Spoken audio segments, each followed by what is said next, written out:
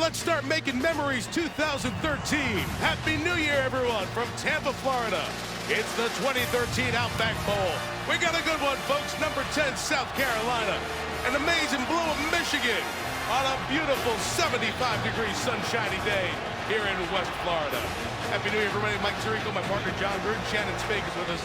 She's on the sideline. John, the career of Denard Robinson, one of the best individual careers in the long history of Michigan football, comes to an end. A bit of a different role at the end, but this is his final game today. Well, Michigan's going to play two different quarterbacks today, but when Denard Robinson plays, you're going to see one of the most magnificent spread option quarterbacks the NC2A has ever seen. When he's in the game, Mike, Robinson's going to carry the football, and he's a threat to go to the house every time he does. Great leg strength and great finishing speed. But now in the last few weeks, I've seen him play running back. They're going to come out in a full house backfield. They'll hand it to Robertson. I want Robinson on a speed sweep. He'll pitch the ball. You don't know what's going to happen. They're doing a lot of different things. And Devin Gardner, when I first saw him early in the year, he's playing wide receiver, catching touchdown passes against the Crimson Tide. He caught 4 touchdown passes. But now Gardner's the quarterback. And when he comes in the game, they run more of a traditional pro-style system, and he has guys that he can throw the ball to, like Roy Roundtree. I'm telling you this, though, Mike, I wouldn't want to be either one of these quarterbacks today because South Carolina has a guy running around. This scares me. Yeah, leading this 10-2 Gamecock team that only lost to LSU in Florida. Perhaps the best individual player in all of college football, the sophomore defensive end, Jadeveon Clowney. Been fun to watch Clowney all week. I think he's going to be the #1 pick in the NFL draft whenever he chooses to come out. Tremendous edge rusher. He can get off the ball, and there's not many people in college football that can handle him one-on-one. He sets it up with this great inside move, much like John Abraham, the ex-South Carolina Gamecock, now playing for the Falcons. He can go inside or out. He plays on both sides. And if you want to run one of these option plays, he'll tackle your quarterback, then he'll go get your back, and he'll come over to your house for New Year's Day dinner. Clowney is a beast, and he's on a mission today going up against a very good left tackle, Taylor Lewan of the Michigan Wolverines. Yeah, here we are talking defense, and it's a Steve Spurrier team. But what else is new? We got a Steve Spurrier team. We had a question about the quarterback. For more on that and who's going to play today, here's Shannon Spade. Well, Mike, what we do know about the South Carolina quarterback situation is that Connor Shaw, who started the majority of the regular season games, he will start here today. We also know that Dylan Thompson, who started 2 regular season games, including, of course, that season-ending victory against Clemson, he will play. What we don't know is when Thompson will come in and how much time he'll see on the field. I caught up with Spurrier during warm-ups. He told me it could happen during the first, at the end of the first, or at the beginning of the second quarter, but he's keeping his secrets to himself still. As always, he returns to Tampa. Remember Shannon, he was the coach of the Tampa Bay Bandits back in his USFL days. Chance for Steve Spurrier to get 11 wins at South Carolina back-to-back. That's never happened in the history of the school. He's set now the most victories in school history. On the opposite side, Brady Hoke in his second year. He replaced Rich Rodriguez, and Hoke, who was a part of the coaching staff when Lloyd Carr was the coach at Michigan, has really taken this Wolverine program, rebuilding it back in a direction Michigan fans are used to. 19-6 over his 2 years. Toss won by Michigan. Yes, the uniforms are a little different. The numbers are hard to find, but be patient. We'll work on it. South Carolina will receive the toss as Michigan defers to the second half. Bruce Ellington is back deep to receive. Michigan at South Carolina, the Outback Bowl, and off we go. 2013 underway here in Tampa. Ellington from 2 deep will take it out. That's the 15. Nice job for Ellington to get to the side across the 30. And escorting to the sideline for 35. Matt Wild, the kickoff man, was there to send him that way. So the junior outside of Georgia, Flowery Branch is where Connor Shaw is from. Son of a coach, is a player who was hurt this year a couple of different times. One a shoulder and one a foot injury that kept him out of the Clemson game. John, what's the thumbnail on the junior? Well, Shaw is a heady player. He doesn't turn the football over. He's not a home run threat to run it, Mike, but he has the niftiness to continue to keep the chains moving. Watch out for some naked bootlegs. Spurrier loves to come out throwing early. Miles is the back as South Carolina starts to drive to 33, and here is the senior Miles, twisted and turned, only a yard. Quentin Washington, defensive front from Michigan, makes the first play. Which, John, look at the impact players for South Carolina today. Well, wide receiver Bruce Ellington, their leading receiver, also an outstanding kick returner. You saw that already. And Jadeveon Clowney, I think the best player on defense in college football. 21 career sacks. Swearinger, second leading tackler. He's going to be an impact performer for the Gamecocks today on defense as well.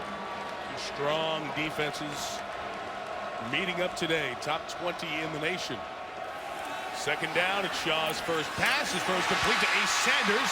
Past the 40 and right near that first down mark. At the 43-yard line, Desmond Morgan, the Michigan linebacker, on the stop. There's that guy, Ace Sanders, from right here in Manatee, Florida. Just comes down from your right side. He's going to sit down between zone defenders and face Connor Shaw. Good, accurate throw. Nice north and south finish. Not a lot of wasted motion from Ace Sanders after the catch. A prototype slot receiver. You'll see him later in this game return punts. Playmaker for the Gamecocks. I want to let everybody know on the South Carolina side, number change. Demir Bird, who's been 3 all-year Gamecock fans. He's wearing 10 in the bowl game. Shaw climbing the pocket, taking a shot, downfield, breaking free. It's that man. It's Bird. It's touchdown, South Carolina, 56 yards. Great call by you, Mike Tirico. You got a young, inexperienced Michigan Wolverine secondary. And when you play Steve Spurrier, he's going to take his shots on early downs in good field position. Just going to be a play-action pass, and you're going to see a full post at the top of your screen. But Demir Bird, a man who can fly. He runs the corner down and just runs right by him, and the ball's thrown on the money by Connor Shaw. That's why Connor Shaw is the starting quarterback of the Gamecocks. He's a dual threat. He can run it, and he can throw it. Michigan, many problems with their corners. Couple down from the start of the season. 3 plays, 67 yards. Bird the touchdown. Extra point added by the senior Adam Yates. Touchdown number 3 on the season for the former track star in South Carolina. Demir Bird with a 6 on the start. Connor Shaw and the Gamecocks up first on New Year's Day.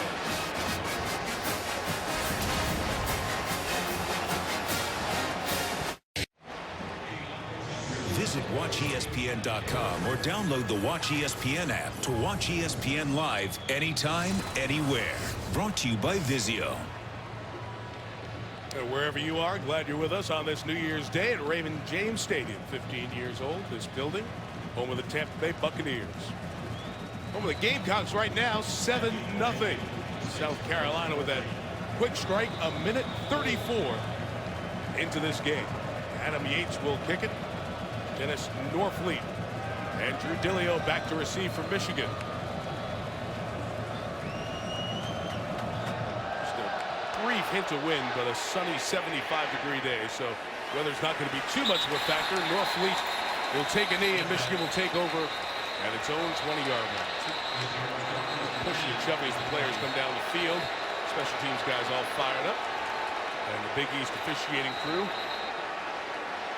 in there to separate them. And the drive starts at 25 as Devin Gardner and Denard Robinson will be the focal points of the Michigan offense here. All right, let's get those guys back to their sideline. There we go. We'll see Gardner mostly at quarterback. As a matter of fact, to start the game, it'll be just Gardner coming out without Robinson. Robinson will be in a variety of roles during the day. And these Gamecocks on defense, they're going to communicate carefully together based on who that quarterback is. Keep an eye on the communication of the Carolina defense as Robinson and Gardner come and go at quarterback.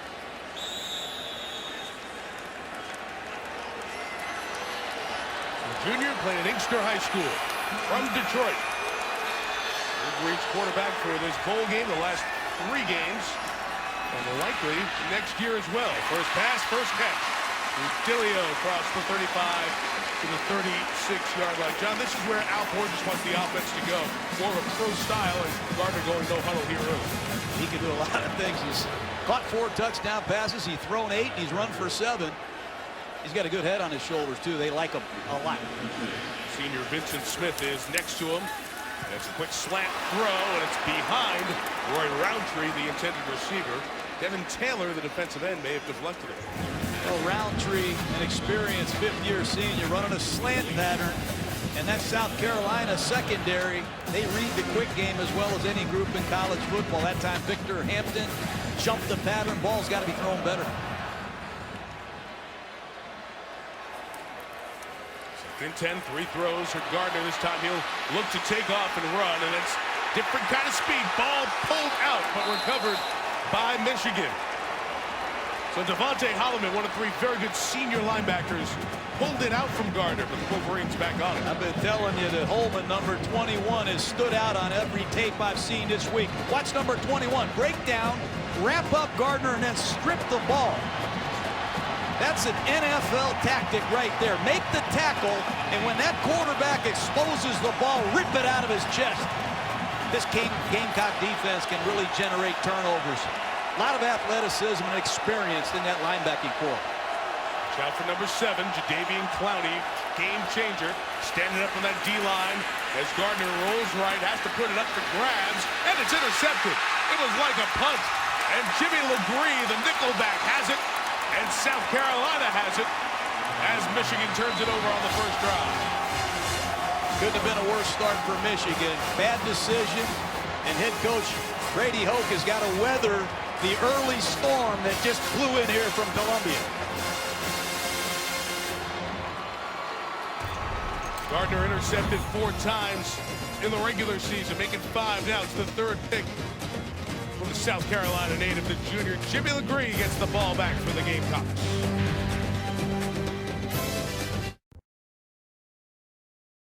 ESPN College Football, the Outback Bowl, is brought to you by the Capital One Cash Rewards Card with a 50% annual bonus.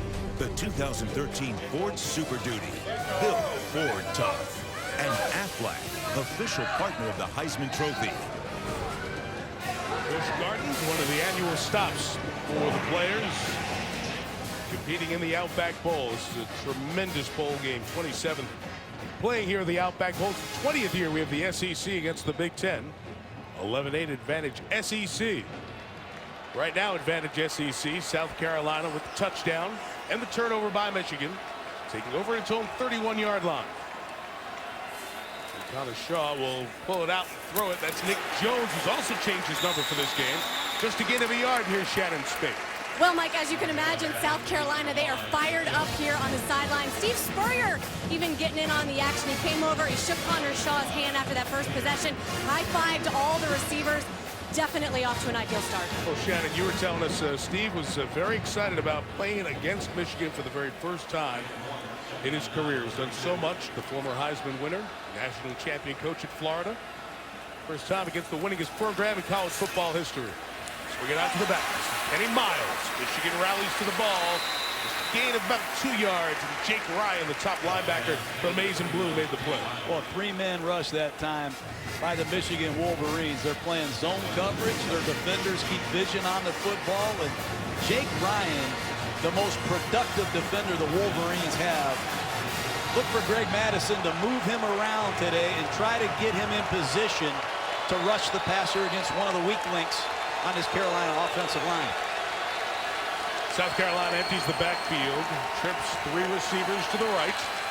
3-man rush of Michigan. Time down the middle. The throw is short and incomplete. Trying to get it into Nick Jones. He was sliding towards the middle of the field, but a 3-and-out forced by the Michigan defense. An important stop by the Wolverines. That time Steve Spurrier comes out with a no-back set. They streak 3 Gamecocks right down the seam. Just missed Jones on a deep ball. These Gamecocks, these receivers are changing numbers on us, right? The day before the game. That'd be some kind of rule against that. Tyler Hull is the punter for South Carolina. And a fair catch taken out. The 29-yard line by Jeremy Gowan of Michigan. See if we see Denard Robinson touch the ball when you come back.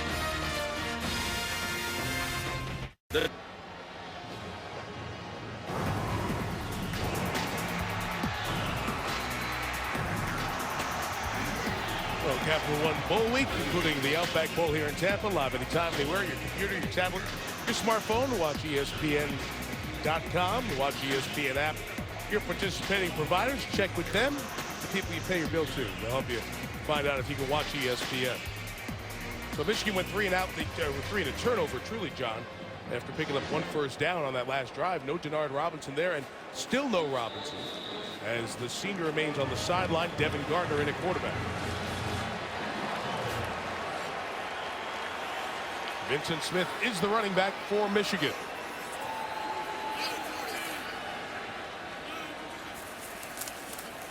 On first down, it'll be a throw, and the defensive back slipped.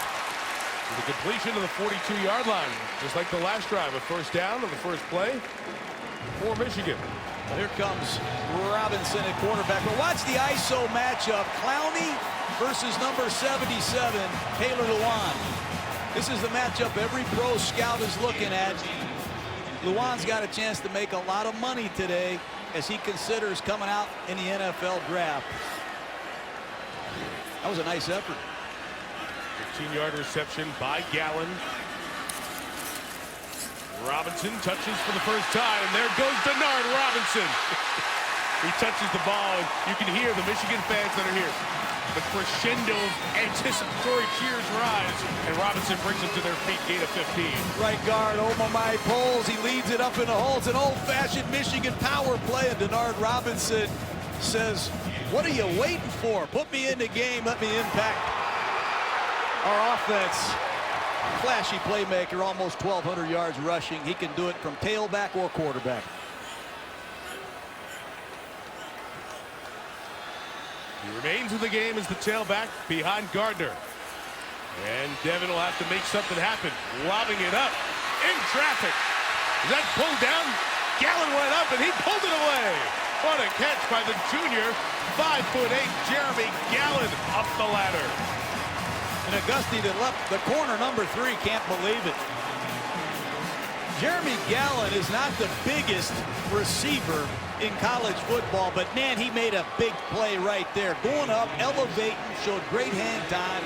Apopka, Florida. I know a couple guys from down the road in Apopka. Big play by Jeremy Gallen. A poor decision in that throw. It was just up for grabs. The quarterback was bailed out by his receiver. Michigan in the red zone. On the road, trying to throw back and set up the screen. Vincent Smith inside the 10. Flag is down as he's down at the 9-yard line. When Vincent Smith is in the game, you have to be alert for screens. That time it's a design sprint out throwback screen, and I think we're going to get an illegal block by the Wolverines. Personal foul. Face mask. Offense number 77. 15-yard penalty. First down. Taylor Lewan, the tackle you're talking about, picks up the major foul. Well, it's going to be a sprint out to your right. You're going to see the left tackle, number 77, Lewan, involved in a face mask penalty right there. Good call by the official. Excellent design, though, by this Michigan offense. Al Borges, Mike, as good as offensive coordinator as I've seen in college football, has a lot of different styles of offense in every game plan. Critical penalty on the line. Clear correct call as he pulled down Auguste. It's 1st and 16 because of where the foul occurred. Denard Robinson back in the game, got it in his hands again. He'll gain a couple of yards. Let's just go back over the Denard Robinson story. As you know, he was the starting quarterback for Michigan. He came in the Rich Rodriguez era. The way they were going offensively, ended up winning the job that freshman year over Tate Forcier. And then Robinson just took off. Amazing numbers, especially in the first half of the season. Was the starting quarterback this year, got hurt against Nebraska, a nerve injury, couldn't throw the ball. So he came in the last 2 games, Iowa and Ohio State, and he did not throw it at all. Instead, he was a runner, so taking some direct snaps. Can throw the ball in this game. Justice Hayes is the running back here on 2nd and 13. Gardner got away from one man, throws it back, and it's incomplete. Trying to get it back across the field to Roundtree, and Auguste was there on coverage. South Carolina has about 3 or 4 men in their front. Number 98, Devin Taylor, 6'8", beats a block. There's Kelsey Quarles, number 99. You walk through the hotel in Gamecock land, and it looks like the Miami Heat are staying there. They're all 6'5" or better. Clowney, Devin Taylor, Kelsey Quarles. Great looking group of Gamecocks in this front four.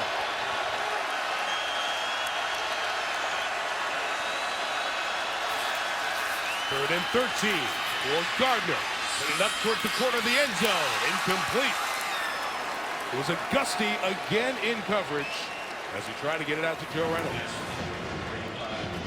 Pass protection. Watch the bull rush by Clowney. He's going to go after Luan. 4-point stance. He's going to tee off on the left tackle. Good anchor strength and good fight to finish by Taylor Luan. That's twice I've ISO'd these two, Mike. Taylor Luan standing his own so far against the great Clowney.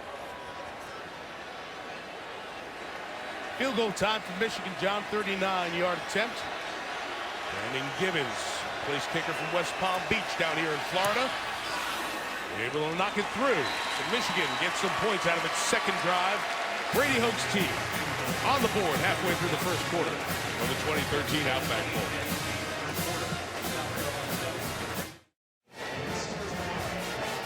On this New Year's Day, our aerial coverage.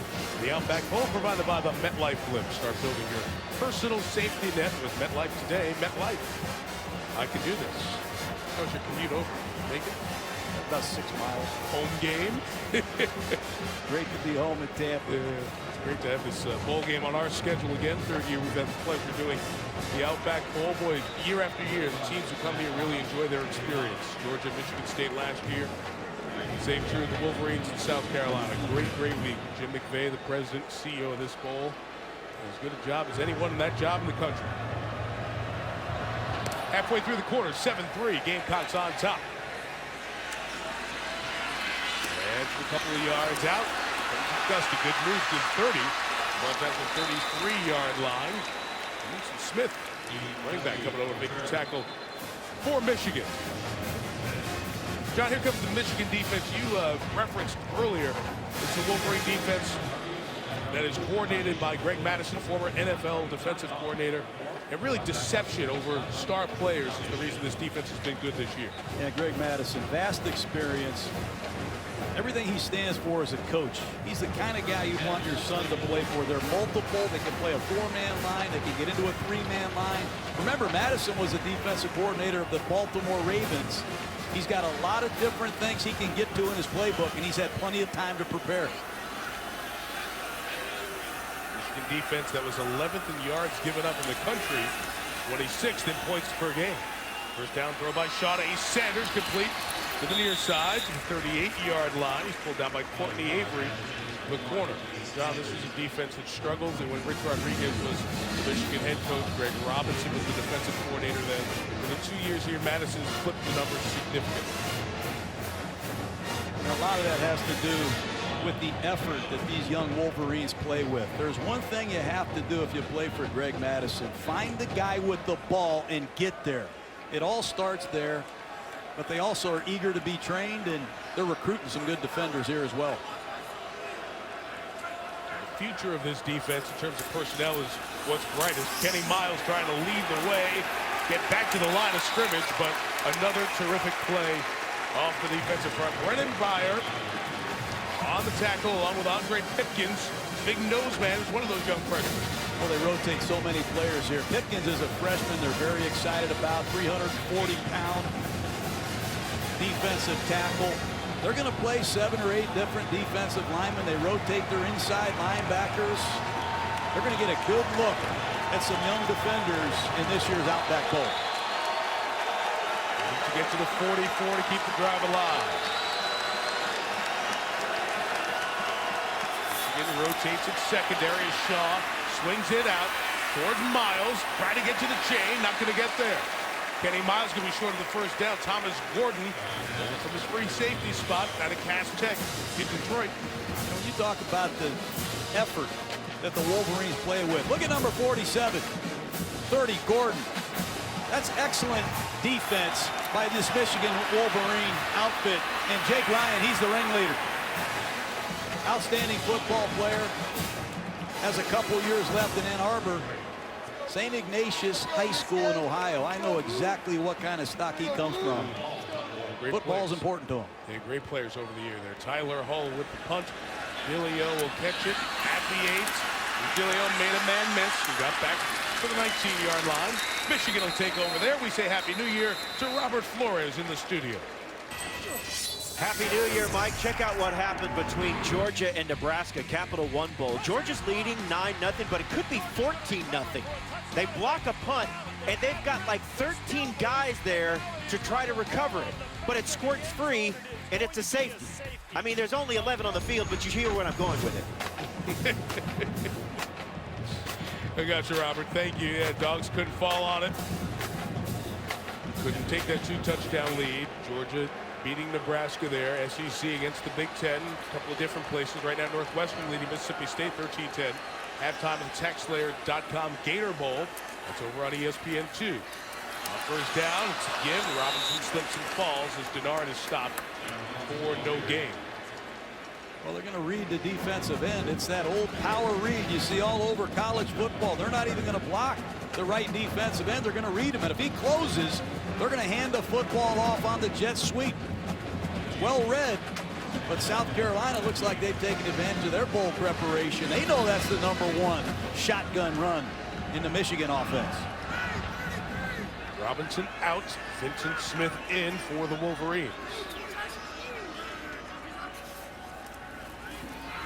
Pass for Gardner, stepping up, in trouble, going down. Sacked back at the 5. He walked into one from Aldrich Fordham, who made the sack. Well, it all starts with Devontae Holloman, the senior, 3-year starter. He beats the tight end bad in pass protection. Lorenzo Ward, the defensive coordinator of the Gamecocks, is coming after these young Wolverine quarterbacks with field blitzes, and Michigan can't handle them. Good cleanup by Fordham. Be very careful in long yardage situations against the Gamecocks. They live for these pass rush opportunities. And then just hand it off inside, limit the damage. But a flag comes in as Vincent Smith was brought down. Devin Taylor. The face mask is the initial signal from the line judge, Kevin Cody.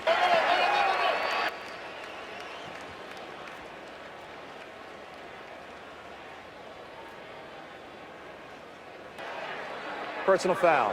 Face mask. Offense number 52. Has declined. 4th down. That's Ricky Barnum. It's 2 offensive face masks in this first quarter. Well, left guard Ricky Barnum.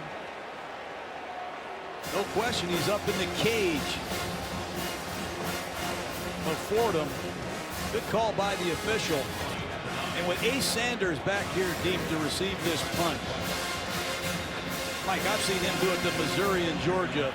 Special punt returner. And John, Will Hagerup, the regular Michigan punter, the best in the Big Ten this year, suspended for this Outback Bowl. Sophomore Matt Wild has punted, but obviously he's not as good. Hang time a key, and this is a nice one. 53 yards, sending Sanders back to the 38. Sanders in space. There goes Ace Sanders. Got the punter to beat. Going toward the pylon. Will he get there? Yes! Ace is dealing on New Year's Day. Touchdown, South Carolina.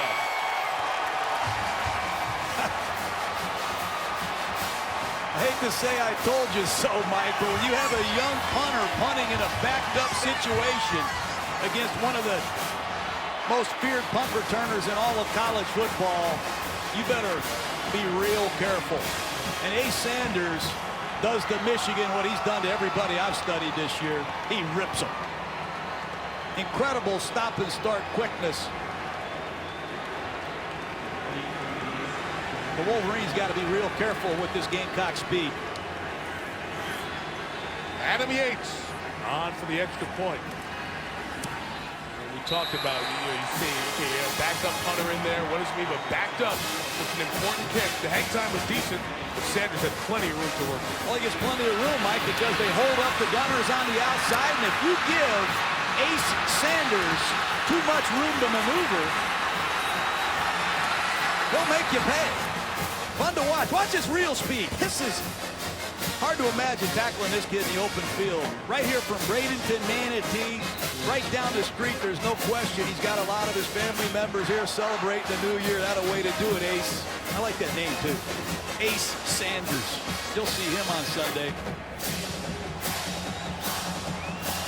Just a junior, set the school record for punt return yardage this year, averaged 14.5 per return. Third in the country. Johnson, third time in his career he's taken one back for a touchdown. Got the Dogs earlier this year. You have to credit Steve Spurrier, his coaching staff, what they've done at South Carolina, Mike. They're after an 11-win season in back-to-back seasons. I don't think it's ever been done in South Carolina football history, but there are a number of outstanding young football players down on that Gamecock sideline. You got to credit Steve Spurrier and his staff. What they have built after Lou Holtz was at South Carolina. Steve Spurrier has come in. A couple of years for the Redskins, then a year out.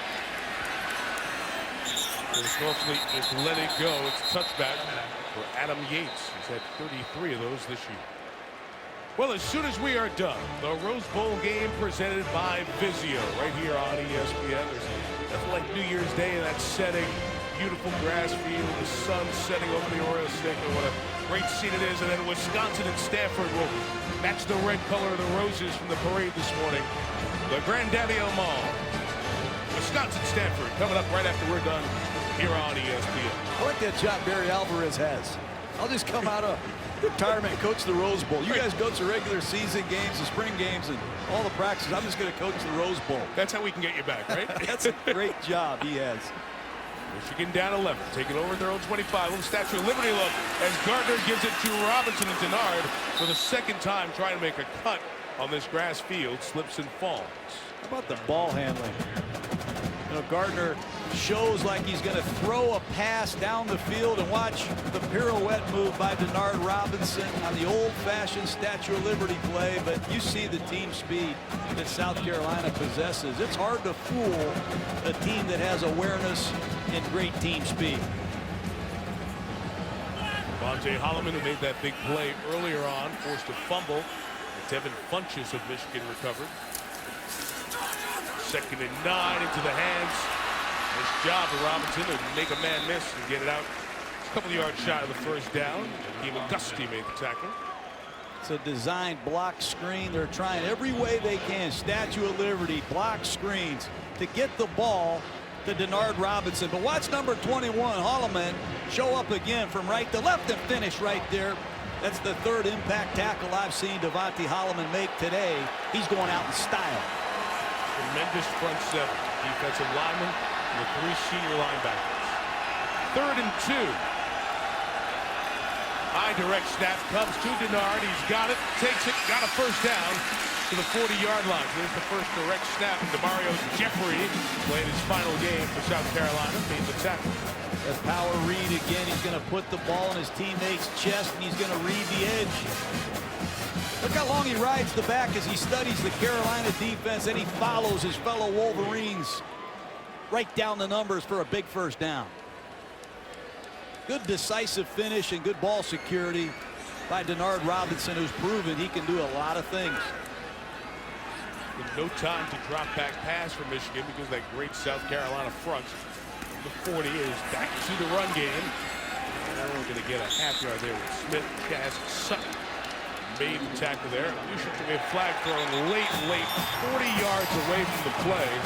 Rory Roundtree of Michigan was downfield in a battle with Victor Hampton.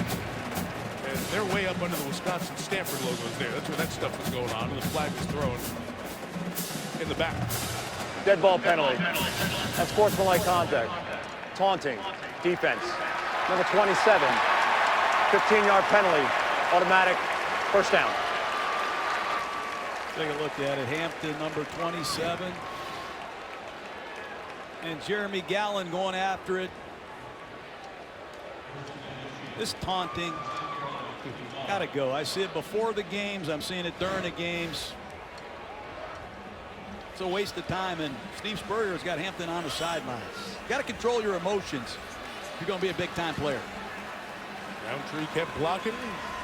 Hampton kept yapping. Cost him yards. Deputy Gardner. Good time, but nobody's open. Buying space, throwing deep downfield. Robinson fell downfield. Pass incomplete, looking for a flag. It was not called. Auguste, who's been in the middle of everything in this first half. But John, Robinson slipped again. It's the 3rd time Denard's had an issue. Yeah, I think it's a good no call. Michigan does an excellent job picking up the blitz. It allows Gardner time to throw it down the field, but Denard clearly slipped. Good no call by the officials. We're going to get some cleats over there. A little thicker spike there. Longer spike. For Robinson. He comes in motion, takes the fake from Gardner, throws it back underneath. The big tight end takes it to the 41-yard line. This is a player of a lot of promise for Michigan. Devin Funchess, true freshman out of Farmington Hills Harrison High School. They're doing an excellent job trying to slow this rush down. You're going to see Denard Robinson come underneath the quarterback. They're going to fake him the ball. And they're going to throw another throwback screen to Funchess, number 19, who's got a tremendous future. Funchess can run with the ball after he catches it. A rangy 6'4", 235-pound playmaker. Nice design by Al Borges and some of this perimeter offense.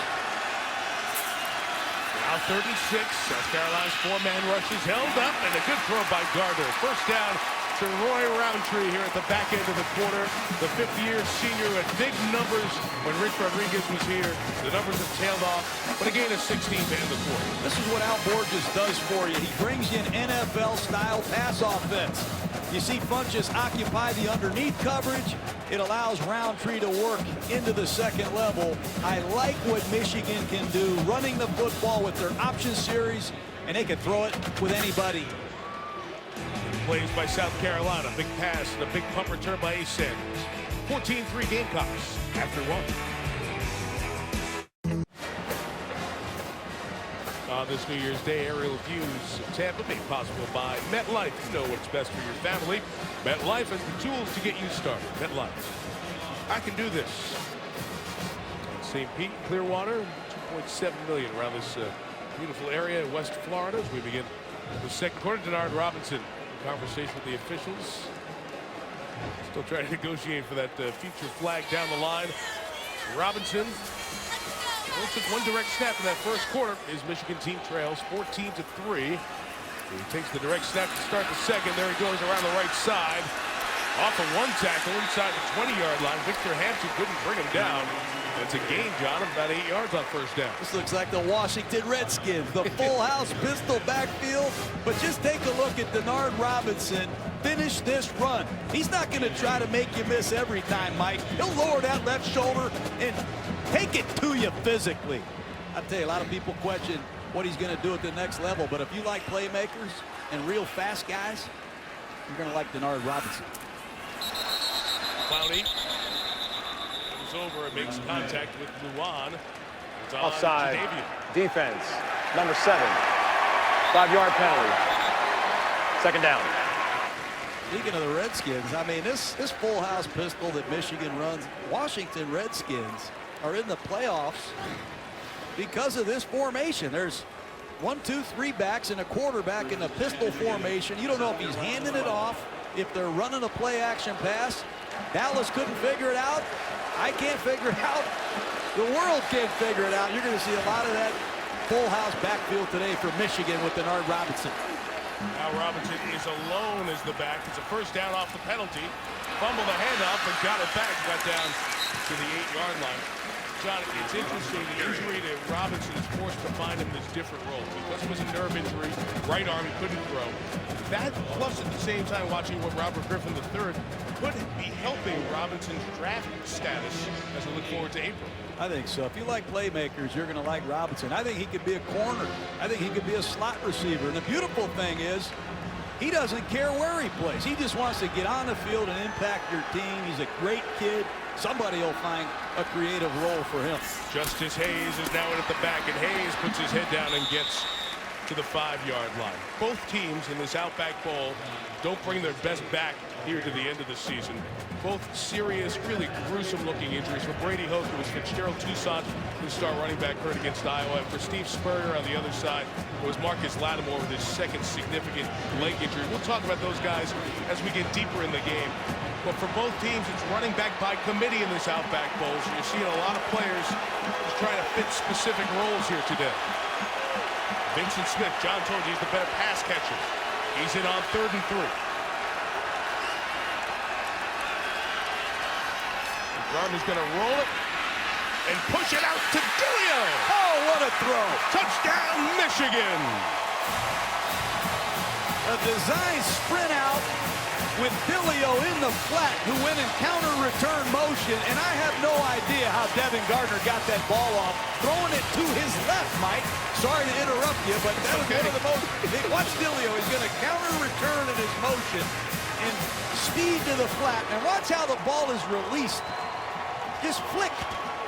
I wish I could do that. Devin Gardner shows you what kind of a special athlete he is. Michigan fans have to be excited about his future at quarterback. 10 plays, 75 yards. Brandon Gibbons adds the extra point for the Wolverines. The man who scored the touchdown was the holder, Drew Dilio. Devin Gardner, a unique release, able to get the touchdown. In Michigan within 4.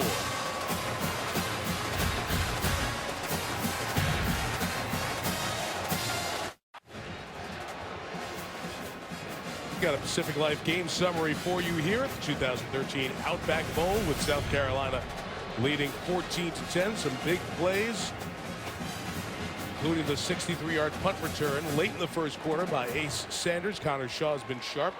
Only missed on one, including a touchdown pass to Demir Bird that covered 56 yards. And Devin Gardner 4-5 on the last drive. His numbers for the day, the touchdown pass to Drew Dilio. Just a moment ago, back to a 4-point game. Third meeting ever between these two schools. Off by Wiles, short, taken by Ellington at the 7. As he gets down to the 25-yard line, let's go down once again to Shannon Spade. Well, Mike, when we spoke with the coaches, the Michigan coaches leading up to this game, one word we heard a lot was pride. Specifically when they were talking about the defense, returning this defense to a dominant force in college football. I just witnessed Brady Hoke. He walked along the defense. He leaned down. He spoke to some specific guys, Jake Ryan, Jordan Kovacs, but he was motivating all of his players, no doubt telling them what they are capable of here today. And Shannon, this is a defense, especially with Hoke and John on the other side with Steve Spurrier as South Carolina's coach. Their hands are right on the entire system, like Dylan Thompson in the game now at quarterback for the Gamecocks. And the sophomore's first pass is immediately erased for a loss of 2 by Joe Bolden, the freshman linebacker out of Cincinnati. Joe Bolden read that middle screen like a book. Excellent play by the young inside linebacker. It's going to be, Bolt might be on the other side. I'm sorry. He just flashes across the block and makes a tackle for no gain. Wasn't caught off guard with all the misdirection in the backfield. Good instinctive play. He was able to tackle Sean Carson, who's playing for the very first time in almost 2 years. Missed the entire season with a wrist injury. Played only 2 games last year and then was out the remainder of the season. Here's the throw by Dylan Thompson. It's complete for the gain of only 2 yards. Right back to Carson. Here's Robert Flores with a studio update. All right, Mike, rough start for Georgia quarterback Aaron Murray. 2 interceptions, including 1 as a pick 6. But here he connects with Tavares King at number 7, Georgia, leading Nebraska in the Capital One Bowl, 16-14, end of 1 on ESPN. A wild stretch there, Robert. 3 scores in a span of 38 seconds. Here, 8 plays, 14 yards for South Carolina. The pressure's on as Thompson throws down the middle. It's caught on the run. Nick Jones. Will they catch him? Jones to the 4. First and goal, South Carolina. Right down the seam. The Wolverines come with a field blitz. It doesn't get there, and Carolina gashes them right down the seam, right side of your screen. Here comes a blitz, and Connor Shaw throws a beautiful ball to Nick Jones. 3 receivers running vertical. It's a Steve Spurrier trademark, and off he goes right down the seam. Good effort tackle by the Wolverine defense. But when you give up a 70-yard play on 3rd and long, demoralizing to your football team. Gerard Wilson, who was diving to make that play, is shaken up as Dylan Thompson, the sophomore, who was tremendous in the game against Clemson, for 310 yards and 3 touchdowns, getting his series. And it looked to be a struggle as it was going backwards, wasn't gaining a lot of yardage, but the huge play by Thompson to hit the sophomore Nick Jones. I think I said Connor Shaw. I've seen so many quarterbacks in the first half. They're playing more quarterbacks than I use when I coach, Mike. And that's saying something. How about having a young quarterback come off his bench inside your own 15-yard line, making a throw like that? You got to tip your hat to Thompson. Dylan Thompson is a third-year sophomore. You know, Steve Spurrier was pretty candid with us because there's a lot of speculation that we may be in one of those vintage Spurrier games where it goes back and forth and changes quarterbacks by series or even by snap. Thompson is seen as the better passer by many folks here with South Carolina, but Steve made a better point. He said he's one of those gamers. When he's in the game, he performs better than when he practices. He's getting this series here. You see bloodied Gerard Wilson, I should say, being helped off.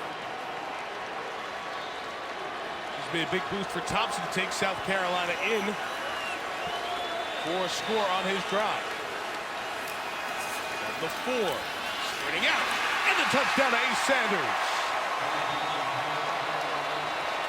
Well, maybe it'll be more than one series that we see Dylan Thompson today. That's a great job by Dylan Thompson. Also, excellent play calling by the Spurriers. It's just going to be a sprint to the right, and Ace Sanders sticks his left foot in the ground, breaks to the outside. That's a slam dunk as far as I'm concerned. Excellent play calling against man-to-man coverage, and Michigan doesn't have anyone that can cover Ace Sanders one-on-one. Impact Sanders has had on the game. Punt return for touchdown. That 4-yard score caps off 75-yard drive. Just snuck in to the right side for the extra point by Adam Yates. Ace has 2 here on New Year's Day. But how about sophomore Dylan Thompson? You're going to get a series. We don't know how much more. Big 70-yard completion on 3rd down, then a touchdown. We'll see a little bit more here today.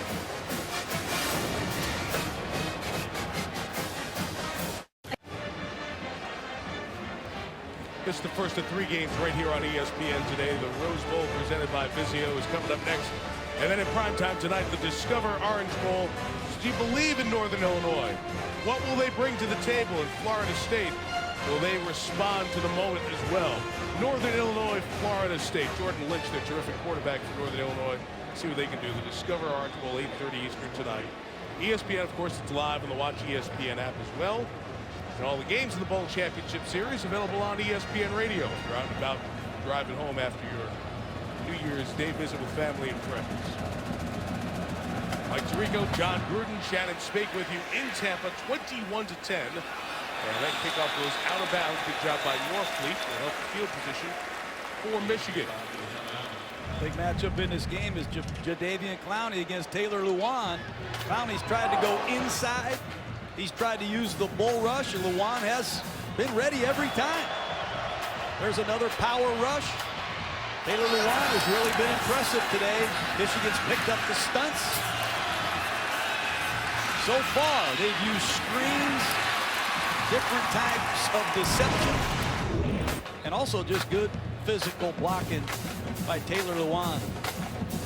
But don't be surprised if Clowney doesn't get it going before long, Mike.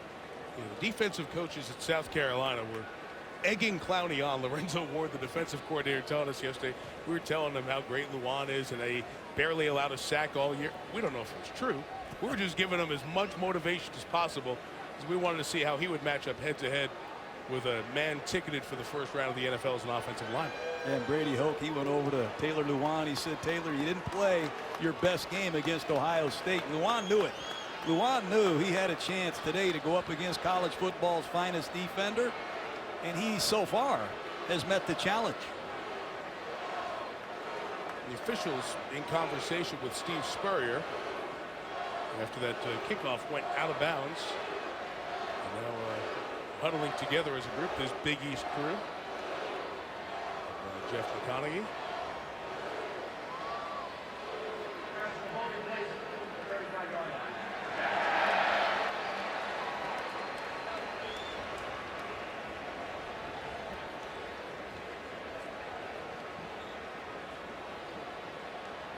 Glad we got that solved, Mike.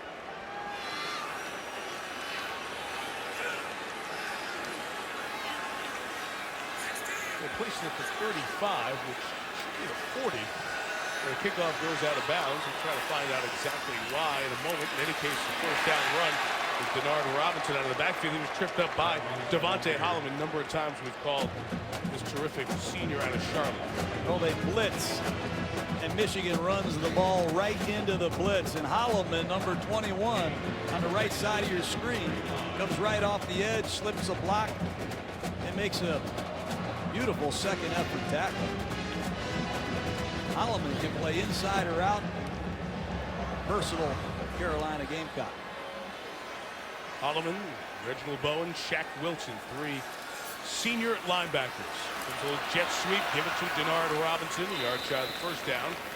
And a yard and a half as he's tripped up at his own 43-yard line. Jet sweep. I just love the speed and the fearlessness that Denard Robinson plays with. It wasn't easy on him to miss a couple games, see the offense go a different direction without him. But he's become a real leader here in Michigan. He's the face of this Michigan football program. They're going to miss him. Final game today, third and a long yard and a half. And Devin Gardner's going to run for it and get it. And more as he goes to the sideline right at midfield. First down for Michigan. And a gain of 7 for Gardner. This is a strange play. It looks like it's going to be the old-fashioned G lead where the quarterback hands the ball to the tailback. Right guard's going to pull, but Gardner keeps it. He lures the Carolina Gamecocks inside where they think the tailback is going to be running the ball, and Gardner uses his elusiveness to get the corner. Very creative play calling in this first half by this Michigan staff. Michigan has converted its last 4 third downs. And on first down, Gardner looking to take a shot. Taking it downfield. It's incomplete. Broken up as it was intended for Jeremy Gallo. DJ Swearinger coming over from his safety spot. Almost had his 3rd interception of the year. Boy, Swearinger shows you something there in the back end. Beautiful double move by Gallen. Post, corner, post. Play had a chance, but DJ Swearinger shows off his deep range. And that's the play the great safeties make. Grass plays. They can go from sideline to sideline and recover, and Swearinger can just about do anything you want a safety man to do. Timeout. Michigan had 12 men on the field. First charge, timeout. Back and forth with Denard Robinson to getting the right personnel in. And it's the first time that they've been caught, and that's happened several times during the timeout. Michigan with 9:05 until halftime.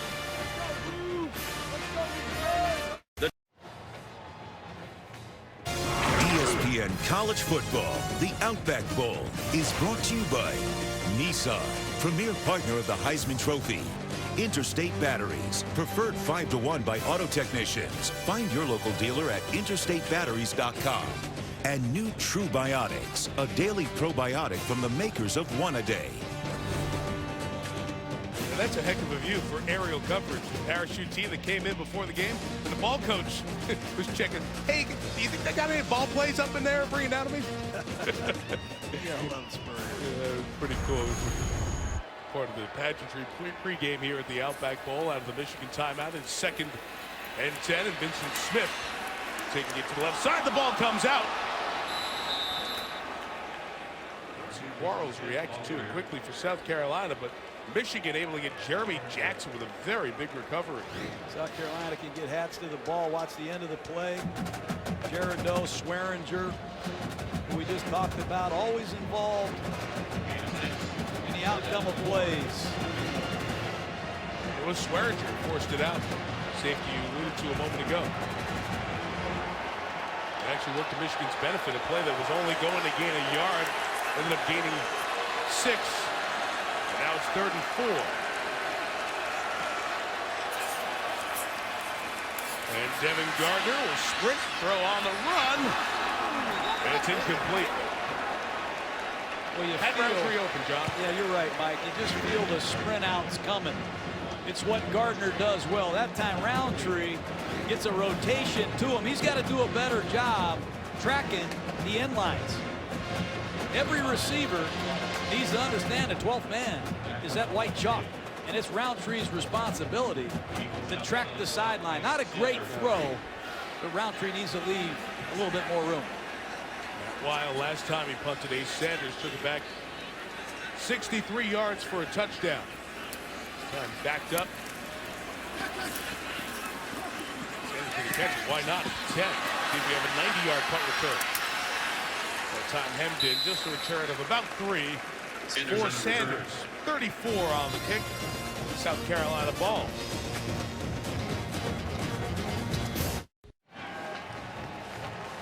Tomorrow night, All-State Sugar Bowl here on ESPN. Champions of the Big East, Louisville against Florida.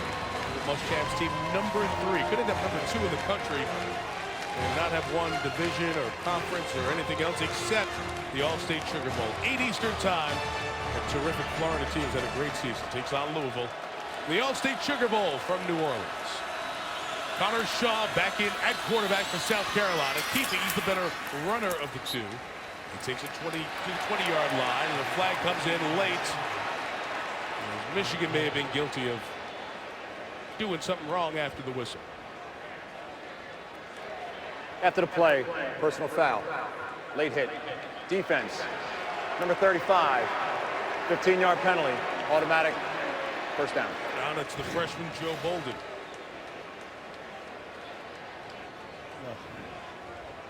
I've seen a lot worse than that, honestly, Mike.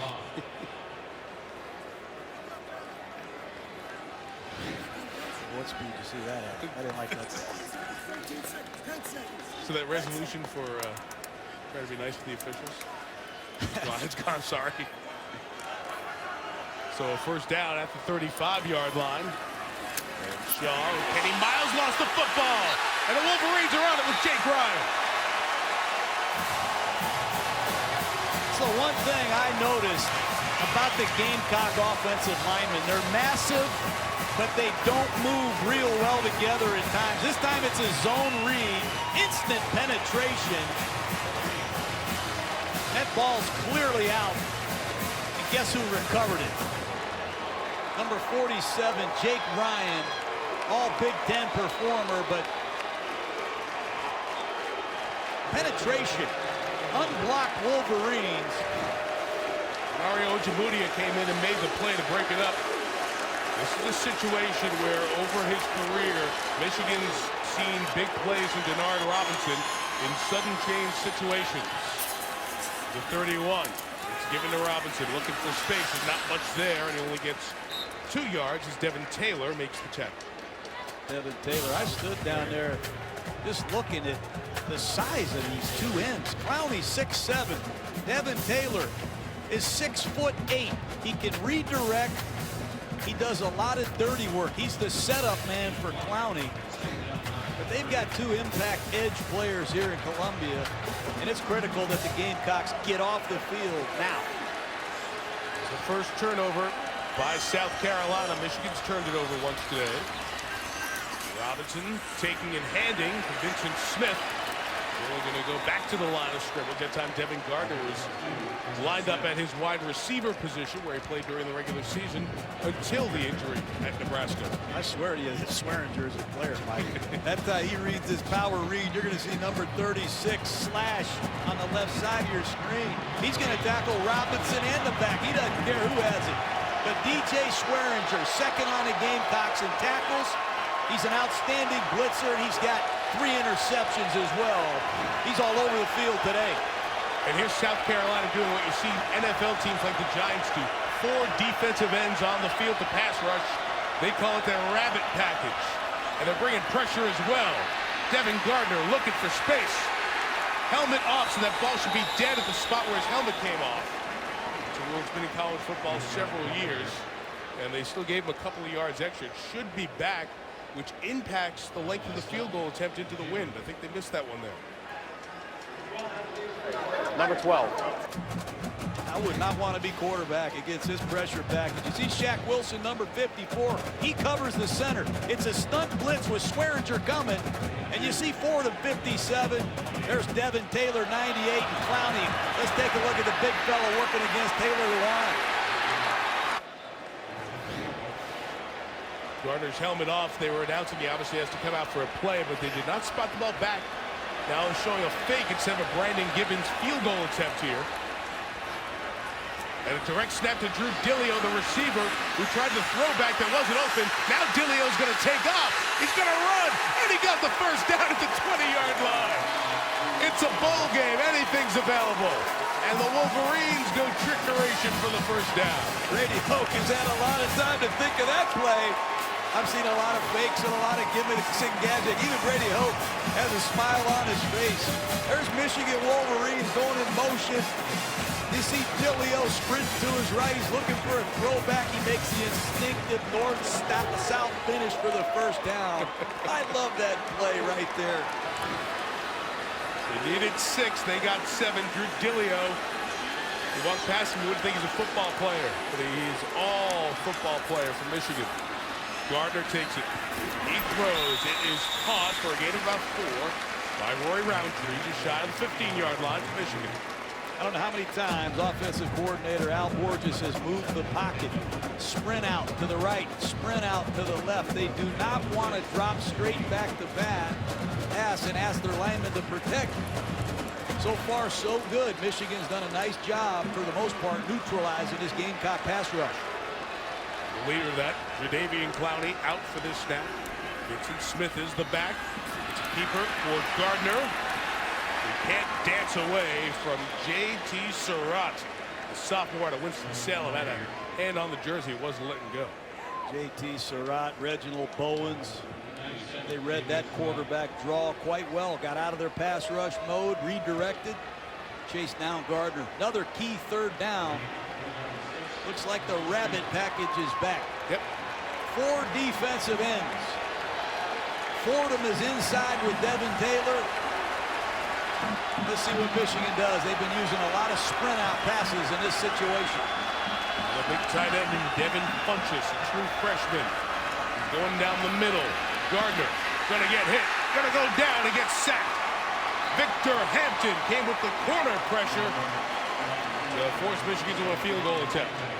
Well, Victor Hampton on a short corner blitz. Lorenzo Ward, the defensive coordinator, told us they were going to bring Hampton on some edge pressures today. This time he runs right over the protecting back for the sack. That's an impressive play. Hampton, who had the penalty earlier in the game, makes amends for it right there with a big sack.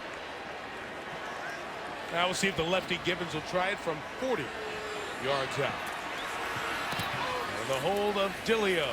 Brandon Gibbons knocks it through. 21-13. That sack on third down kept Michigan taking the drive even deeper. Steve Spurrier's team.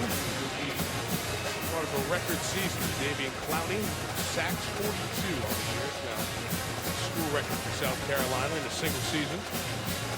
And it's the same. We see this every time we get to do a college game. Obviously, all the all-time records are screwed up because you're playing more regular season games. Bowl games did not count towards season records back in the day, but Clowney's presence has been impressive. This is a terrific front four. I'd like to see most of the SEC teams. No question. Lorenzo Ward, defensive coordinator in his first year, taking over for Ellis Johnson, has done an excellent job. And a lot of these sacks are because of their personnel up front, but it's also because of their much improved play in the secondary, Mike.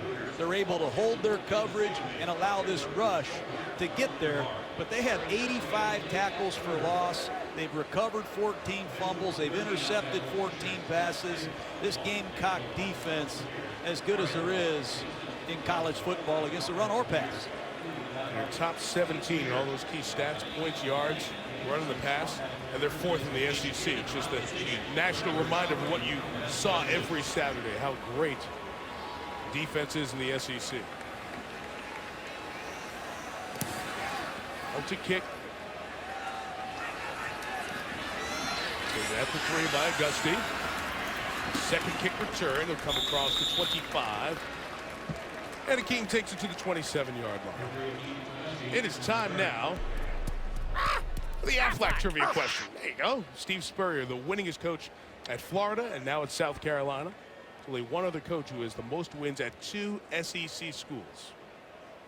I have not seen the answer, but I know it. The question is to you.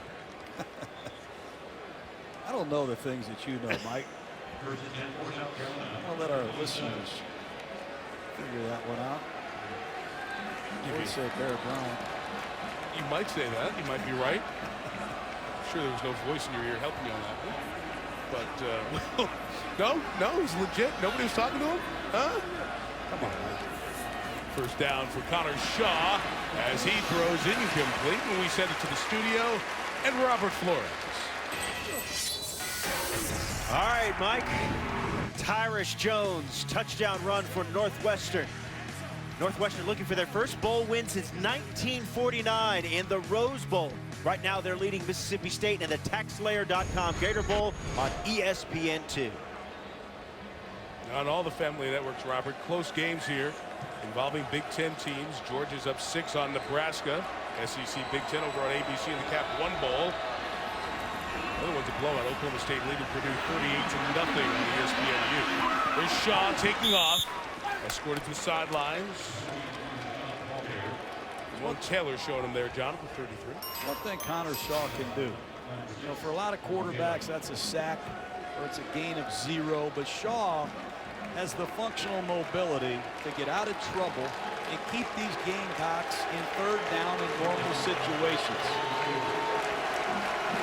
And with the 2-minute mark looming here in the first half, you'd love to see Michigan's defense rise to the occasion and get a stop if you're a Wolverine fan.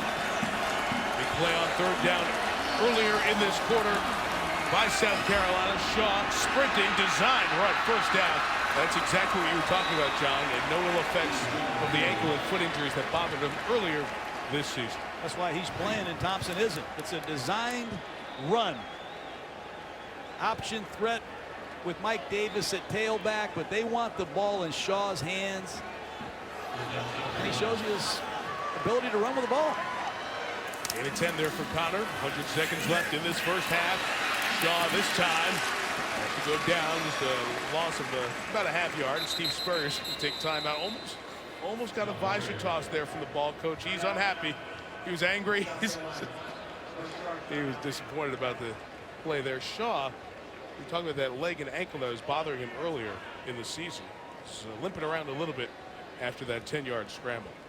Our pal John Saunders celebrating New Year's back in the studio there with Mark May. Lou Holtz, the former Gamecock coach, who I'm sure picked South Carolina in this game. We'll talk about the SEC Big Ten battle between Georgia and Nebraska.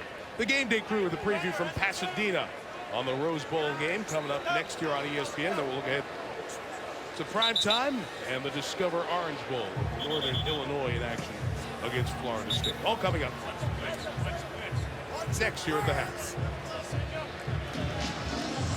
Well, you're looking at South Carolina huddle, Mike. Small receivers, 5'8", 5'9", no bigger than that.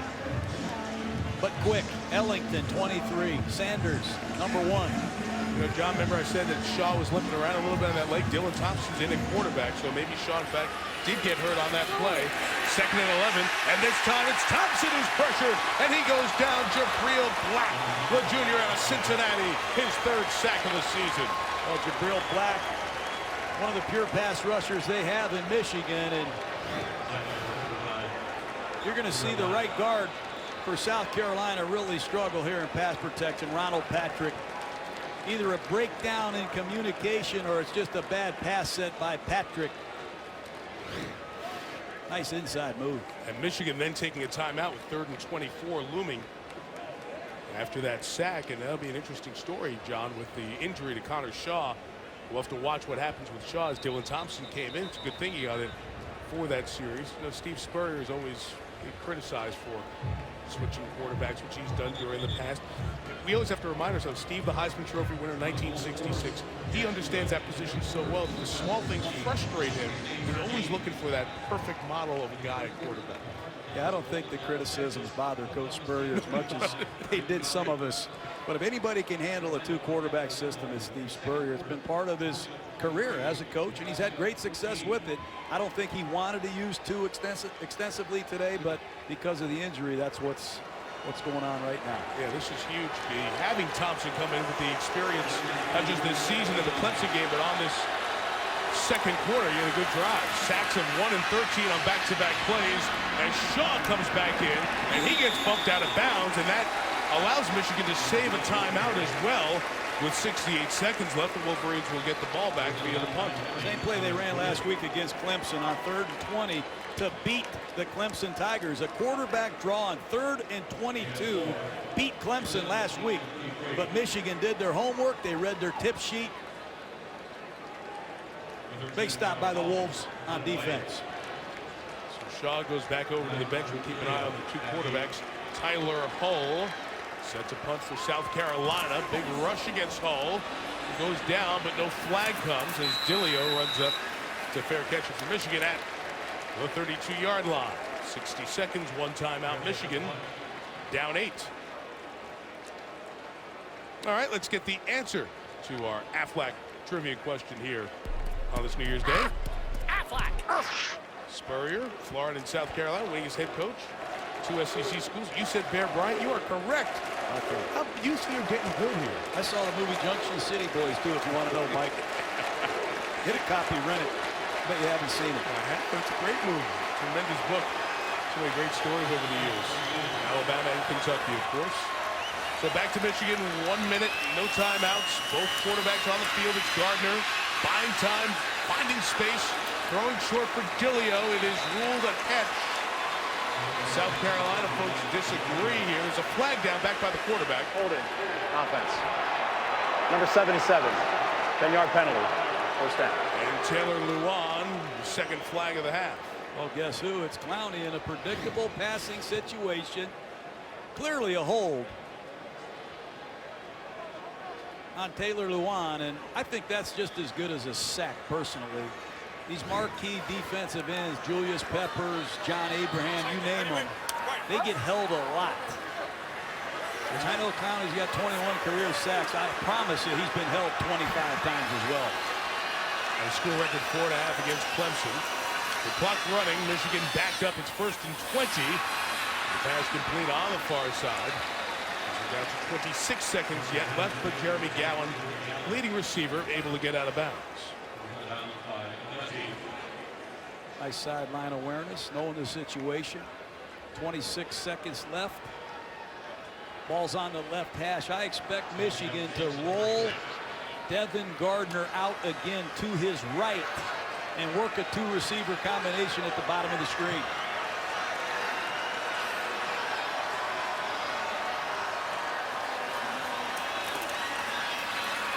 Gardner tries the middle, and it's caught to the 43-yard line. So his best throws of the day. Clock stops, move the chains. The catch by Gallen as Michigan at the 43, and they can kill it here. And they do with 16 seconds left till halftime. Trips formation. They isolate Gallen into the short side of the field, and Devin Gardner just made his best throw of the day. Timing post pattern on the backside. You're going to see Gallen, who's on the weak side of this trips formation, just break to the inside. Ball's thrown on time and on the money. Brandon Gibbons' long field goal is 52 yards. He's into a bit of a wind, so Michigan needs about 13 yards to get in field goal range. Here's Gardner throwing high, incomplete. Gallen going up to compete. High, hot pass. That's a bad decision right there by Gardner. It's a high-low. You have a receiver breaking deep on the outside. You have a back in the flat. Throw it deep or throw it underneath based on where the corner is. Right here, the ball's got to be thrown in the flat. The corner hung underneath this deep bench route. That's a bad decision in that situation. Because that's probably enough yards to give you a legit field goal shot. Young quarterbacks. It's the best way to train them right here. Game day. 3rd and 10 with 10 seconds left. That South Carolina pass rush heating up. Pass is incomplete. It was intended for Dillio. Swearinger just on time to break it up. Now 5 seconds remaining in 4th down. Decision here for Brady Hoke. If you can buy enough time, you can run around and put up a Hail Mary towards the end zone. South Carolina fans remember what happened right before the half of your bowl game last year, the Cap 1 Bowl. The Hail Mary pre-half touchdown. Alshon Jeffrey. Right.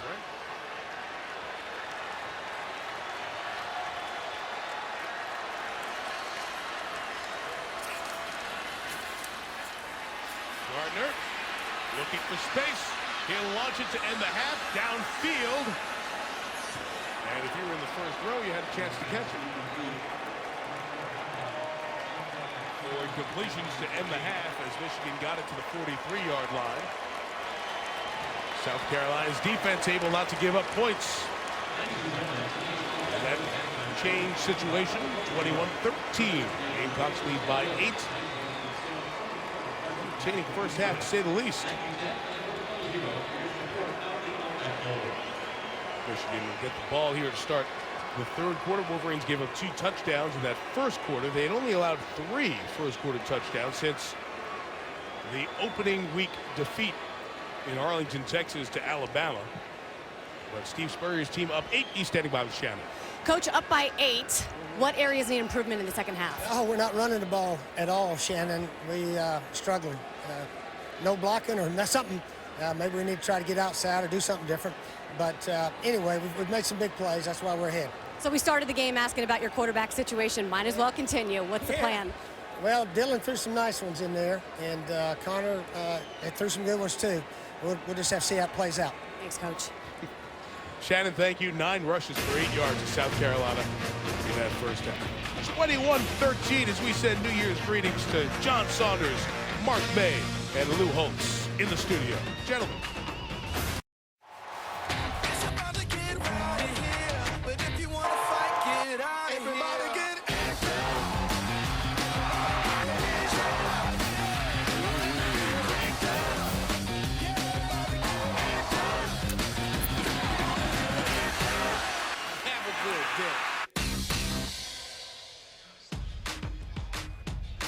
Final day of Capital One Bowl Week, the 2013 Outback Bowl. Our New Year's wishes from Tampa, Florida on this 75-degree sunny day. Mike Tirico, John Gruden, Shannon Spake watching South Carolina take an 8-point lead. Explosive plays from the Gamecocks in that first half. Steve Spurrier told Shannon, John, going off to the locker room that he was concerned about the running game and not getting the running game started. There's been some confusion for South Carolina on offense, but that is typical of what offenses have experienced going up against the Michigan defense. You're going to show us that in our Farmers Insurance breakdown. Well, South Carolina has made 3 big plays, 1 in the kicking game, and a couple have been against this Michigan Wolverine blitz package. You see right here, here's 4 Michigan Wolverines blitzing at the top of the screen. Jordan Kovacs is late getting to the post, and it's a big play down the middle against a blown coverage that really ignited this South Carolina offense. And then on another occasion, it's a corner blitz from the short side of the field. You see Kenny Miles come across the formation, pick it up. And when you pick up the blitz, you're vulnerable in one-on-one coverage when you play the South Carolina Gamecocks. That is one area that we've found in the first half. But Greg Madison continues to blitz. It's been feast or famine. Here they get to Dylan Thompson with a blitz coming from the field. There's an error in the communication. The Michigan Wolverines don't have a lot of natural pass rushers, and they're going to continue to blitz, but Michigan's got to clean up the coverage when they do blitz, or they'll get exposed again. It's the weakness of that team, and South Carolina's great skill people took advantage of that in the second quarter especially. Let's go down to the sidelines again in Shannon Spade. Well, Mike, apparently the theme of the second half for the Michigan players, it's going to be turn it up. I heard several of the players chanting that as they were leaving the locker room. They couldn't wait to get out on the field. I checked in with Brady Hoke, and John, you mentioned those big plays, and that was the #1 thing he brought up. He said we have to stop letting them get the big plays. We have to put more pressure on the back end, and if we put pressure on them, we must finish the play. All right, Shannon, we'll watch and see as Michigan gets the ball first to start this third quarter. It's a South Carolina team that is trying to win 11 games in back-to-back seasons for the first time in school history. Great run that Steve Spurrier has had. It is now 8 years at Columbia. The contract extended out to 2017. If Spurrier and his team win this second half, Steve becomes the winningest bowl coach in South Carolina history with 3. South Carolina only has 5 bowl wins all time. Third quarter underway, and Norfleet will get his first return opportunity a couple yards out. Norfleet finds a crease and gets to the 32-yard line. Brandon Wilds with the tackle. Pacific Life game summary. Those of you little sleepy-eyed on this New Year's morning and afternoon. We got started with a bang. Connor Shaw, 56-yard touchdown pass. Demir Bird hauled it in just a minute and 34 in. It was 7-0 South Carolina. And then after Michigan kicked the field goal, making 7-3. Ace Sanders, second time this year, third time in his Gamecock career, a 63-yard punt return for touchdown. But then watch this Devin Gardner delivery. Just a push shove to Drew Dillio. And that was Michigan's touchdown, made it 21-10.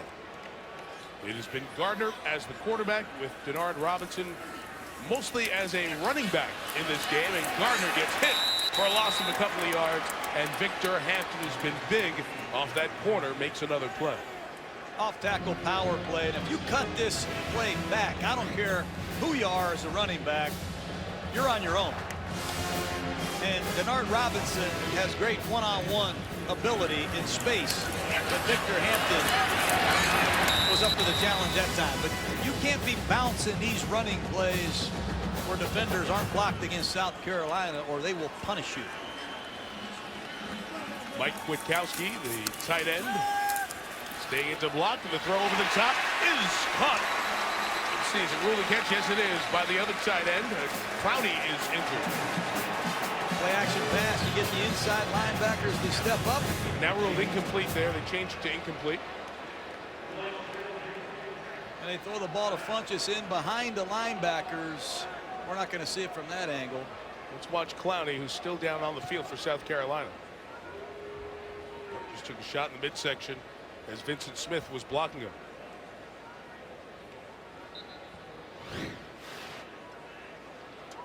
So Clowney's okay. I thought Funchess came up with that ball, Mike.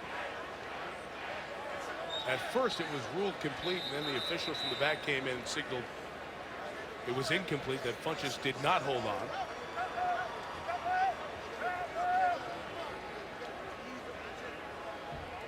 Vincent Smith going to block. The player who finished 6th in the Heisman voting this year, Jadeveon Clowney, was the #1 recruit when coming out of high school. And Steve Spurrier said a big part of getting Clowney Mr. Football in 2011 was Marcus Lattimore, who was already there. Lattimore, the injured South Carolina running back. Yeah, Clowney came on his official visit. He came to watch a basketball game, and guess who his host was? Marcus Lattimore, the all-time favorite Carolina Gamecock. He did a lot more for this program than just run the football. So Clowney's okay. Brutal spot to take a hit like that from Smith. Clowney able to come off under his own power. 3rd and 13 on this opening second half drive for Michigan. 4-man rush. Gardner's got nowhere to go. Every time he tries to break out, there's been a Gamecock waiting for him. This time he gains yards with Chaz Sutton, who came in when Clowney went out. Helps to force the 3 and out for South Carolina's defense. Well, you see it's man-to-man coverage across the board.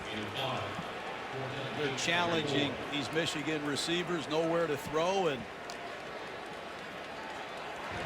not a good series that time by Michigan to start this third quarter. And again, Michigan's all Big Ten punter is suspended for the game, so Matt Weil is kicking instead of Will Hagerup. Ace Sanders had a 63-yard punt return in the first half. Great rush on. They run into the kicker. The flag is thrown. Tremendous kick, a 53-yarder. Sanders has room back in the 10, but slid down. He'll go down back inside the 10-yard line. Dennis Norfleet did a great job on the coverage. And the man who is probably going to get called for the penalty, Dietrich Marcus, got the worst of it. Running in a kicker. Defense number 26. I didn't see a lot of contact there, Mike. Said running into, not roughing, was the 5-yard penalty.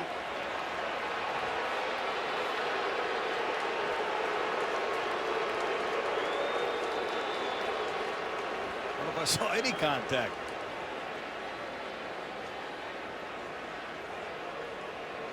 Penalties declined. First down. Ran into that kicking leg as it was up, and they always try to protect the kicker when he's in that vulnerable and exposed spot. Didn't rough him. It's only 5, so Michigan, instead of re-kicking, declines the penalty. It'll be South Carolina ball back inside their 10. Marcus walked off under his own power.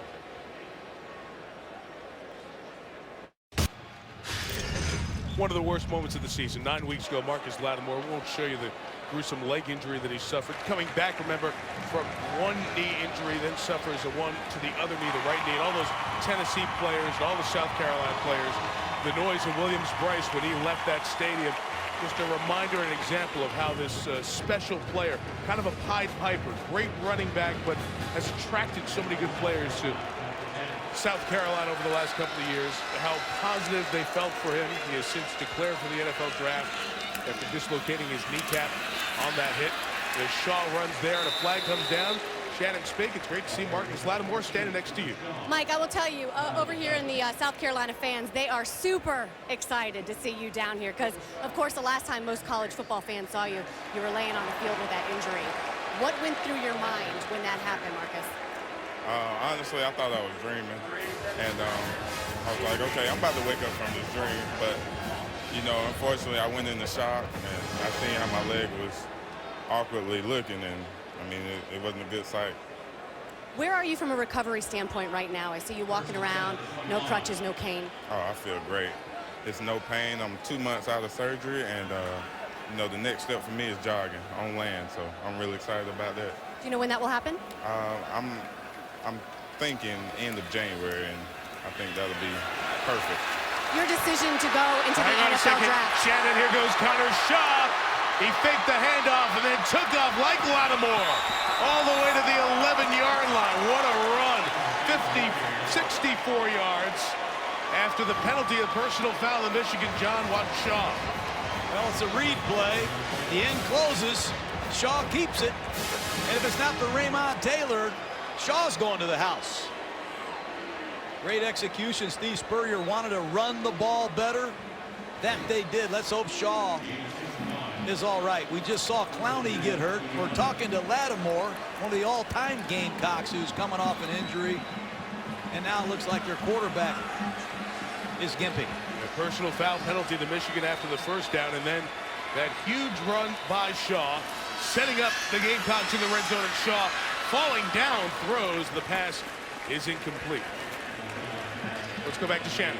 Well, let's get some sideline commentary. What do you think of that run by Shaw? It looked great. You know, he's a quarterback that can run, and you know, he's one guy that you can put him anywhere on the field and he'll make a play. He can be a quarterback, he can be a running back if he wanted to, but you know, he's a great player. Decision to go into the NFL draft. Why was that the right decision for you? I felt like it was the right decision for me because of, you know, everything I've been through, and you know, I'm a running back, and unfortunately, you know, we don't last long if we don't take care of our bodies, and you know, I'm just trying to get a head start on my career and jump to the NFL. When Coach Gruden gets one of those head coaching jobs, I'll be his guy. There you go, Coach. Thank you very much. Good luck. I'd be one of the coaches that would draft you too, Marcus. Yeah, I'll tell you what, I've known this kid since he was in high school. Everybody that comes in contact with Lattimore is a better person. Let's all cross our fingers and hope that the rehab goes well. You'll be hearing from this young man again, I promise you that. You saw as Shannon was talking to Lattimore as Shaw ran back off the field. That foot that bothered him during the year was in a boot leading up to the practices. He was injured on the run in the first half. After that long run that he had to come off. Dylan Thompson came in on his fly sweep handoff, a flag, back South Carolina up. So the Gamecocks sit 2nd and 15 at the Michigan 16. They flipped the field with the big run by Shaw. Now the sophomore Thompson won the Clemson game. Throws to the end zone. Incomplete. Last second late look up for Nick Jones. 3rd down coming up. Double move by Nick Jones, who had a big play in the first half. This time he's going to slant to the inside. He's going to run a double move, breaking to the outside, and the ball's thrown to the back pylon. I don't know if he lost it in the sun, but he should make a play on that ball. It's well thrown again by Dylan Thompson, who's done nothing but throw strikes since he's been in a ball game. Big tight end Terrell Adams with the target. He was across the middle on his turn. 3rd and 15 and get a first down at the 1. 5 in the pattern. Look out! Thompson got away from the rush. Now he's got space. Does he have a receiver in the end zone? Incomplete. Raymond Taylor went up to challenge Demir Bird, who almost came down with his second touchdown catch of the game. Well, these are plays you have to make if you're Michigan, if you're going to come from behind and win. Jake Ryan has a chance to knock South Carolina potentially out of field goal range with a sack. But it's a nice play by Dylan Thompson in the pocket, sensing pressure. And once again, he puts the ball up high. And Demir Bird can't play it. Adam Yates, who only kicked 15 field goal attempts this year, made 11 of them. He kicked from 34 yards. And no good. So the big run, and then Thompson comes in, can't complete any of those passes, and the field goal is no good. Well, South Carolina traditionally plays very good red zone offense. They don't kick a lot of field goals. And you can see why, Mike. Seth Strickland got it down. Adam Yates missed it.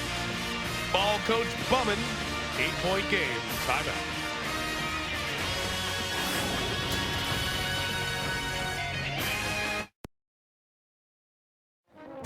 ESPN College Football, the Outback Bowl, is brought to you by the Venture Card from Capital One. Earn double miles you can actually use. Universal Pictures Mama, in theaters January 18th. And Great Clips. It's gonna be great. Same to you, the cheer teams from Columbia and Ann Arbor who enjoy the Outback Bowl. We'll go across the country and see Monte Ball, the all-time touchdown man in football bowl subdivision history. Wisconsin entering that great stadium in Southern California to take on Stanford. The 99th Rose Bowl game presented by Vizio coming up as soon as we're done here on ESPN. Off the missed field goal, Michigan takes over. Denard Robinson with a throw, and that pass is incomplete. It was intended for Drew Dillio. Robinson had not thrown a pass since the injury in the Nebraska game, missed a couple of games, and played two subsequent to that, Iowa and Ohio State, without throwing the ball. I have no idea how Al Borges, the offensive coordinator, calls the game. Two distinctly different styles of offense and two distinctly different quarterbacks. Hard to make adjustments.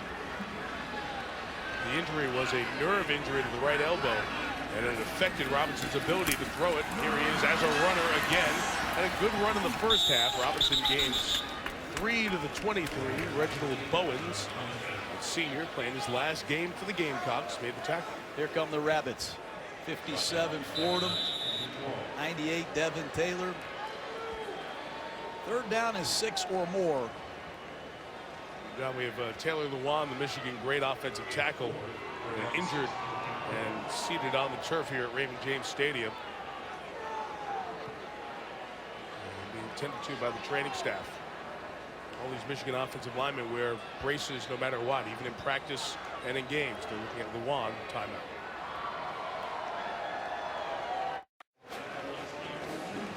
Not a good sign for Michigan fans. Taylor Lewan, he limped over gingerly, injury to his leg as he got caught here. There's Lewan, who was blocking on this play. Watch as that leg whips around and hits into another Michigan lineman who was blocking. And Lewan stayed down for quite some time. So as I said, he limped off. Michael Schofield has moved over to left tackle for Michigan. On this 3rd and 6, Kevin Gardner rolling and running, put the brakes on and got the first down. So the ability of Gardner to stop in an open space and the over pursuit by the Gamecocks allowed for the first down. That's a great second effort by Gardner. There's nowhere to throw the ball. Hakeem Auguste knocked Roundtree out of bounds into the Carolina bench, the primary receiver. And Gardner says, I've got to go get this myself. He runs through 4 or 5 different Carolina Gamecocks to get the first down. Great effort. Michigan on offense has Patrick Omame playing right tackle. They brought in Joey Brzezinski, a backup guard, to play Omame's guard spot. It's 1st and 10. And Gardner looking to take a shot downfield. Overthrows Jeremy Gallen and incomplete. Gardner's got to make that throw. Jeremy Gallen, who's an outstanding double move route runner, just beat Akeem Auguste bad. Watch him break down, stutter, and then go back up the field. There's no one there. That ball's got to be thrown accurately, and you got a big play. Second time today, Gallen has been behind the Gamecocks secondary, and Gardner's missed him.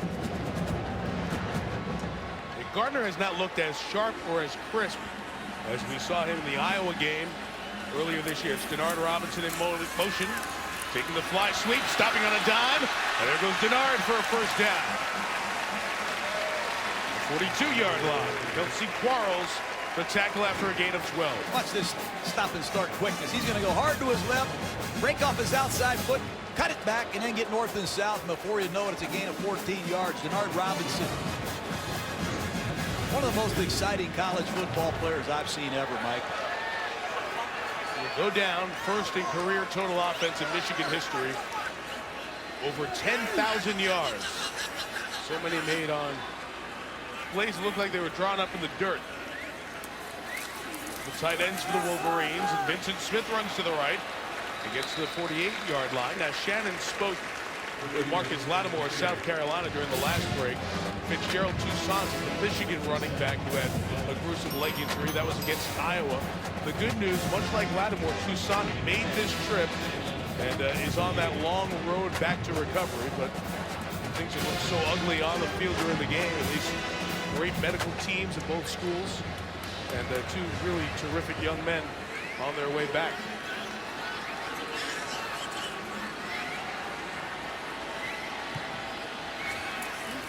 Four receivers from Michigan, and Gardner throws complete.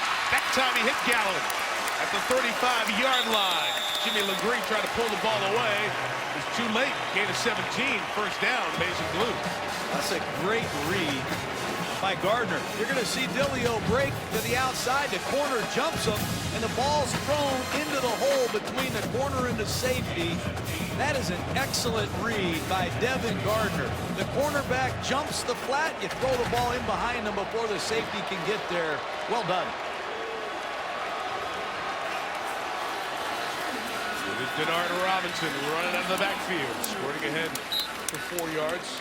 John, you've seen Robinson in the spread offense. The question will be, as we head between now and April, where is he going to fit in the NFL? Well, from what you've seen, what are your early thoughts? I like this Denard Robinson on my team. He's proven he can play tailback to a degree. You know, Brady Hoke told us he had a kid at San Diego State, Hillman, who was a 3rd or 4th round pick of the Denver Broncos. And I said, what about Denard Robinson versus Ronnie Hillman? He said, very similar. Robinson can be a tailback, a situational wildcat quarterback or receiver at the next level. I don't think there's any doubt about it. A lot of shifts and motions out of this Michigan offense today, which we have not seen during the year. Just as Hayes on the carry, and he loses a couple of yards. There's Byron Gerardo. Those big guys up front at 316 pounds. I like what Michigan is doing. They're keeping their defense off the field. Time of possession, ball control offense. That's the best way to improve your defense, is don't let them out on the field. But Michigan has done a nice job moving the ball today between the 20s. Can they finish a drive? They've had to settle for field goals twice. Are you in 4-down territory? Would you try a 52-yard field goal? Brady Hoke talking about those things on the sideline. South Carolina's bringing heat. Here it comes. Clowney in that 4-point stance off the edge. Gardner throws the other way, too high and incomplete. He had Gallen open for a first down. The throw wasn't good enough. Fundamentals. Footwork. There are throws you have to make. The protection is there. You have to be able to finish on your front side foot and make these throws. And Gardner is going to regret looking at the film tomorrow. Should have been a slam dunk, easy first down. We'll see if they'll try the long field goal this time. It would equal the career long of Brandon Gibbons. 52-yarder he hit at Nebraska. This is 52 with a slight wind behind him. He'll try it. On the line. And good. So Gibbons, who hit from 52 at Nebraska, the longest Michigan field goal in 11 years when he made it in Lincoln. Banks threw one from 52. And it's 21-16. Great operation. You know, John, it was Wild who kicked it, not Gibbons. I beg your pardon. I saw the righty, and I hesitated for a second because Gibbons is the lefty kicker, so Wild, who's done the other kicking, comes to kick the long field goal and knocks it through. Yes, kicking weapons here at Michigan. But once again, it's been an up and down day for Devin Gardner. You've seen flashes of playmaking, and you've seen flashes where he needs to improve. He's just been up and down. He missed a wide open receiver, which would have given Michigan a first down and 10 inside this Carolina red zone. But a great kick. Make it a 5-point game. Wild had not kicked a field goal in his Michigan days. 2 years, kickoff specialist. And the punter, as we have seen earlier today, had a 49-yard field goal as his high school long back at Parker High School in San Diego.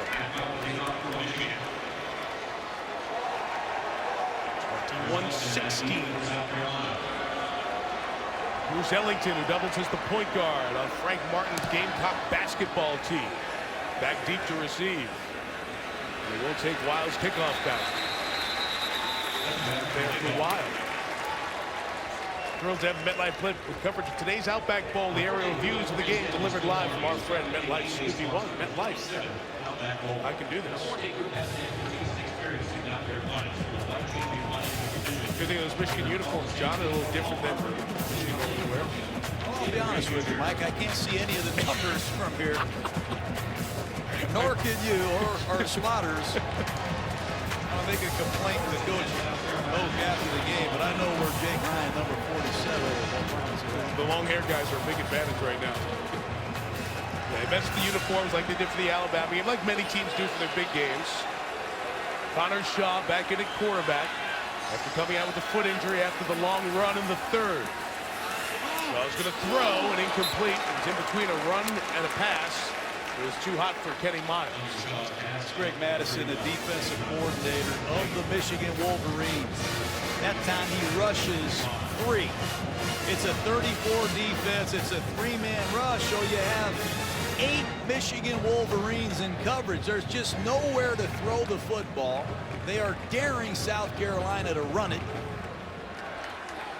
Let's see what Coach Madison has on a 2nd and long.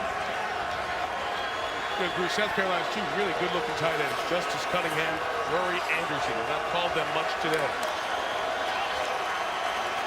Go from the game as the clock runs down. And Shaw looks and he throws to the middle. And what do you know? It's one of those big tight ends. It's Justice Cunningham to the 39-yard line and a first down, South Carolina. That's inexcusable if you're Michigan. You have a 2-man rush this time. I think you're going to see both these Wolverines drop into coverage. A 2-man rush by Michigan. 9 defenders in coverage, and you get ripped for a big play down the seam. Can't happen. Michigan continues to give up big plays to this Carolina offense, and it's going to cost them. 37 yards to Cunningham. I told you these tight ends were good. The only guy who watches film over there, Mr. 4 a.m. Kenny Miles on the run for a couple of yards. I know when you watched in preparation for this game, the South Carolina film, it's an appreciation of Steve Spurrier's constant search for the passing game for the right mix. And to see him run a little zone read in there, that was a wow for you. Well, it really is. You know, Steve Spurrier, he's always been on the cutting edge of offensive football. He hired Sean Elliott from Appalachian State to bring the zone read to Carolina. Harder team to defend now. Here they are in a no-huddle offense. Look at all 5 eligibles looking to Steve Spurrier for the right play. True freshman Mike Davis next to Shaw, throws to Ace Sanders. Michigan rallies to Sanders quickly. James Ross III made the tackle. I like James Ross III. It's a field blitz. They're going to come off the strong side. James Ross, number 15, better go get this quick screen or nobody else will. Excellent job by the young linebacker, wrapping and tackling. 3rd and 7.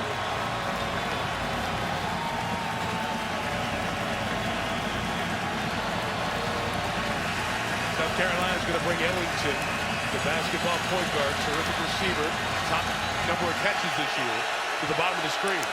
Michigan bring pressure. They'll bring 5.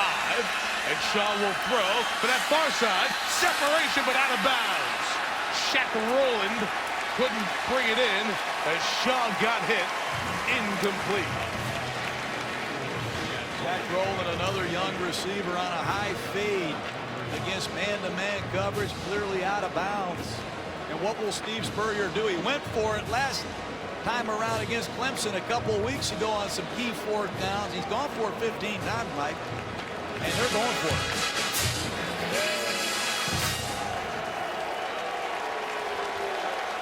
Keep an eye on Mike Davis, freshman running back. He's going to have to be ready to pick up some blitzes. It's an area he has struggled with. 4th and 7. Connor Shaw on the Gamecocks. In trouble. Shaw gonna run. Take it off. He dropped the football. And Michigan will take over.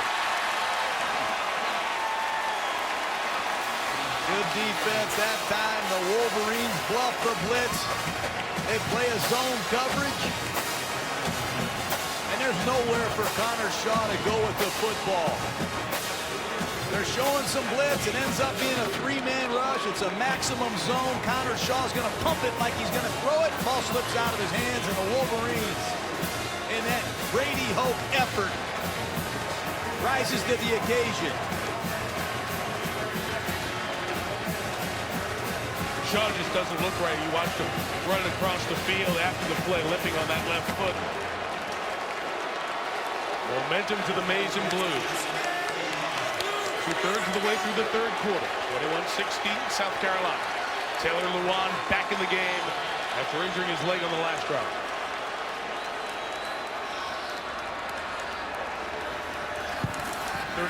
Devin Gardner. Quick pitching catch for Dilio. 8.5 dozen. Report from the sideline was cramping issues for Lewan. So that's a terrific bit of news. First round pick. If you're just joining us, they project offensive lineman. Lewan, one of the top projected tackles. Brought up a lot today against Jadeveon Clowney, not there right now for South Carolina. Who John and many others think is as good a player as there is in college football. Clowney can't come out this year. He's only been in school 2 years. Denard Robinson takes the direct snap. Shoelace, guy who plays with shoelaces undone with a gain of 3. Here comes the beef for the Carolina Panthers. Girardeau, number 70. Kelsey Quarles, 99. Run stuffers. 3rd and 2. Michigan wants to be able to run the ball in some critical 3rd and short situations. Let's see what they have in store here with Denard Robinson.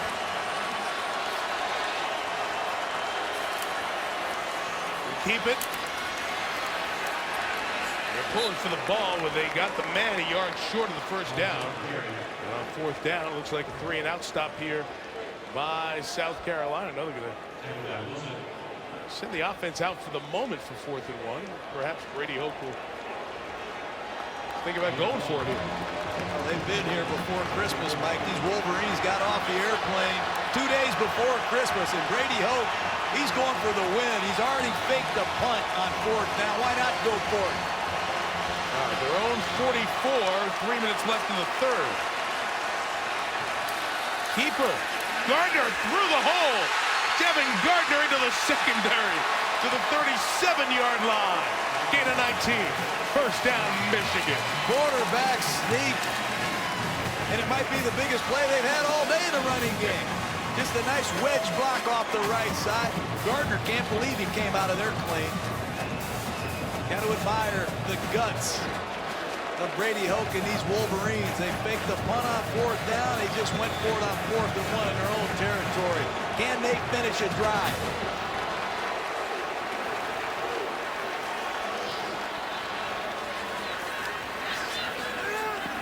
Pass Gardner. Again, inaccurate, incomplete for Gowan. What's going to happen in the offseason is Al Borges, the offensive coordinator, will turn Devin Gardner more into the pass game fundamentals that haven't been there because of the lack of better term, Denard Robinson offense.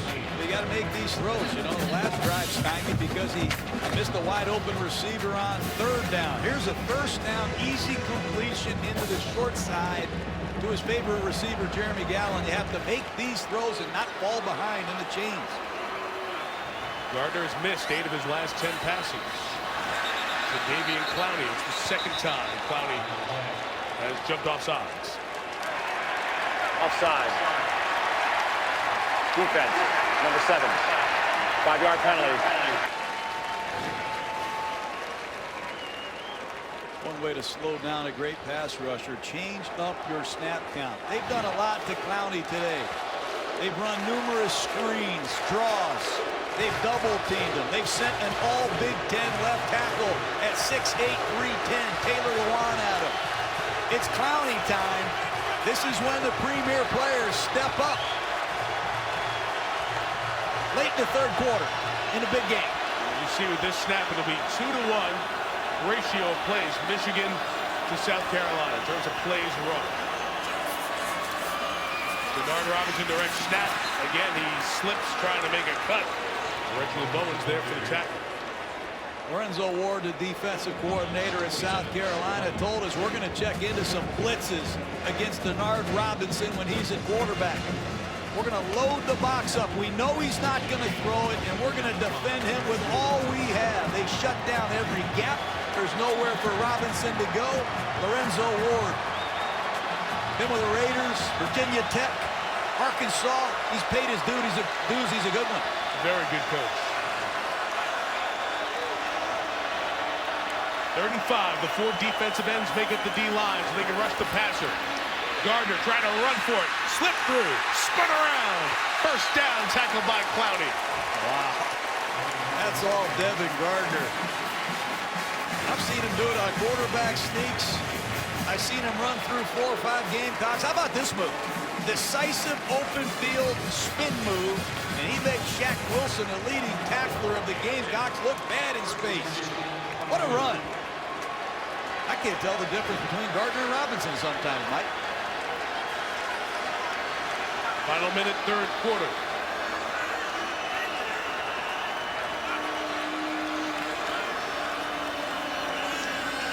Here comes Robinson, has some blocks. Denard at the 15. Robinson first down inside the 10 for Michigan. You know what I like about this Denard Robinson? He's not running like some quarterback. He's cutting it back right into the teeth of the Carolina Gamecock pursuit. Watch him cut this back to his right into the teeth of about 5 Gamecocks. He says, bring it on, SEC. Denard Robinson wants a piece of the Southeastern Conference. He's tired of hearing about their dominance. This is his chance to get one for the Big Ten. Vincent Smith stands next to Gardner. First and goal, Michigan. Gardner rolling. Throwing, end zone, it is Gallen! It is touchdown, Michigan! Gardner is saving his best for last. He's been up and down most of the day, but a critical 4th and 1. Quarterback sneak, a critical scramble on 3rd and 5, and then a sprint out to his right. He puts the ball up, and Jeremy Gallen makes a great catch and gets it down for 6. Gonna go for 2 here. They try to make it a 3-point game. Ball's on the left hash. I'll bet you per diem it's a sprint out to the right, Mike. You don't get per diem, you're 6 miles away that's this week. right. Sorry, Yeah, this week. Well, you know that. It'll be Robinson behind Gardner. We try a little trick play here. That'll be Gardner on that sprint. Got room to run. Pulls it up, flips it forward, and it's intercepted and taken away, but no chance to bring it downfield for Reginald Bowens. And the defensive extra point. So it's 22-21. Michigan's first lead of the day comes with 2 seconds left in the third. What you do in college football, you tell the ref, put it on the left hash, give me room to sprint to the wide side of the field. Carolina knew it. They blew the coverage initially, but Gardner didn't see it. But a nice drive by the Wolverines, aided by a critical 4th and 1 called by head coach Brady Hoke to go for it. Great ball game. We've had every year here at the Outback Bowl. Let's hope we get one Thursday night. This was the road to the national championship game. We thought it was going to be Oregon, Kansas State, and then they both went down just like that. But it's a pretty good game coming up at the Tostitos Fiesta Bowl in the desert on Thursday night.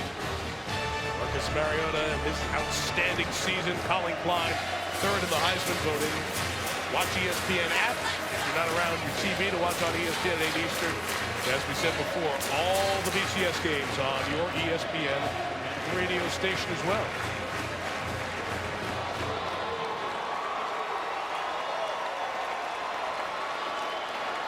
I was talking with my friend Frank Beckman, who's a longtime voice of Michigan radio broadcast, and he said, you know, the bowl games don't mean anything because of the playoff system. It's ahead of the championship game, but the games have been entertaining and fun. If you stayed up last night for Clemson LSU, you know what we're talking about.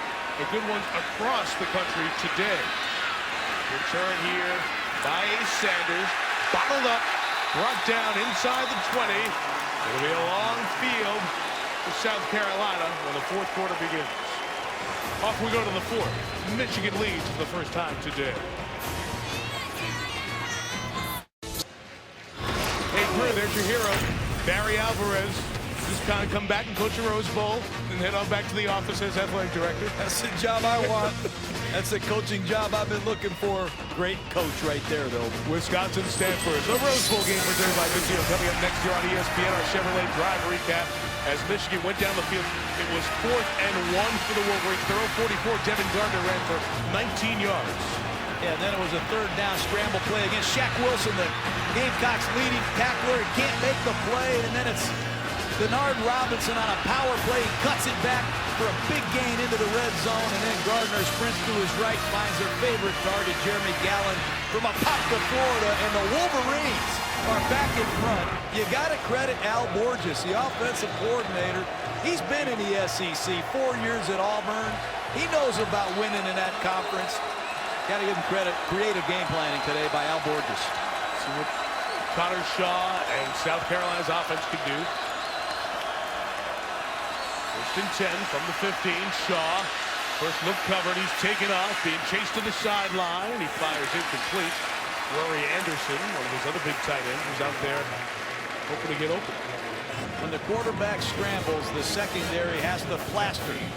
Plaster to your man. Hold your coverage longer than anticipated. That time, Michigan did a great job maintaining their coverage underneath and down the field. Steve Spurrier looking for the right play. They've been unable to sustain any kind of running game, and Michigan has driven them crazy with some maximum zone coverages. 2- and 3-man rushes here in this third quarter and to start the fourth. Play clock running down. Shaw takes the snap. Goes over the middle. It's caught. 25 and a first down for Kenny Miles. Shy of the 30-yard line. Raymond Taylor made the stop for the Wolverines. You know, Kenny Miles can catch the football out of the backfield. He caught 16 passes. And you have to be able to do this in Steve Spurrier's offense.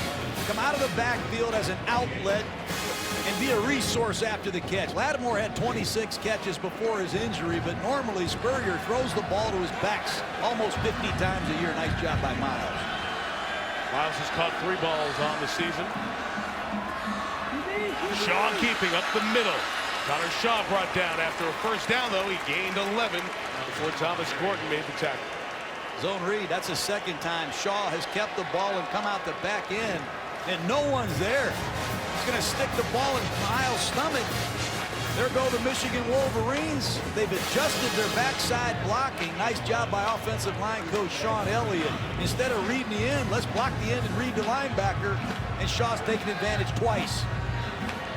Kind of the joy of having the zone read just as part of your package. Sprinkle it. Defenses can't key on it all the time. You can make plays like that. There's down throw. Shaw taking a shot. Downfield. It is underthrown. Intended for Demir Bird, who has a touchdown earlier on.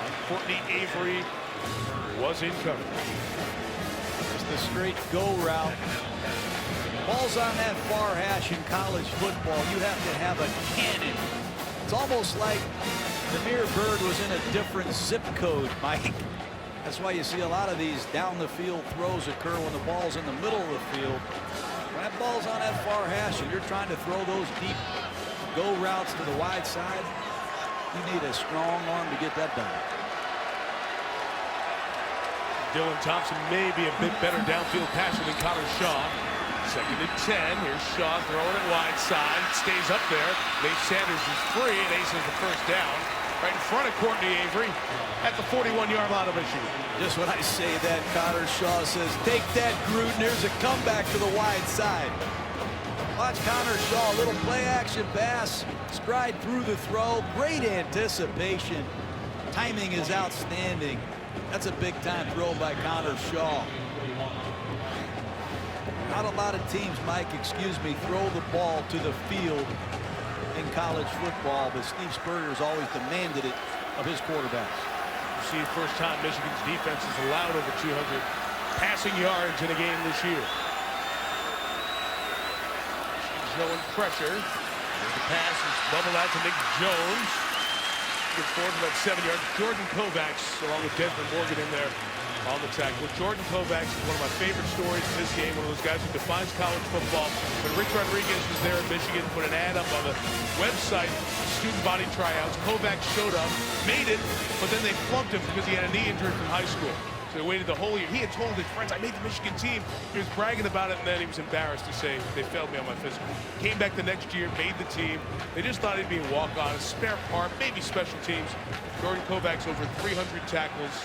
One of the best stories as he starts his 46th and final game for Michigan here today. Kenny Miles on the run. A first down to the 29-yard line. About 3 minutes into this fourth quarter.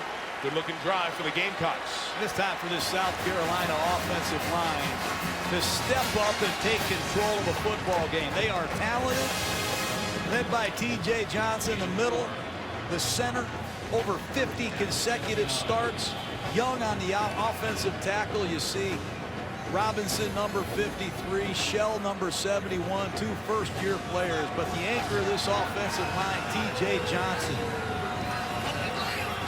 wants to deliver right now for the Gamecocks.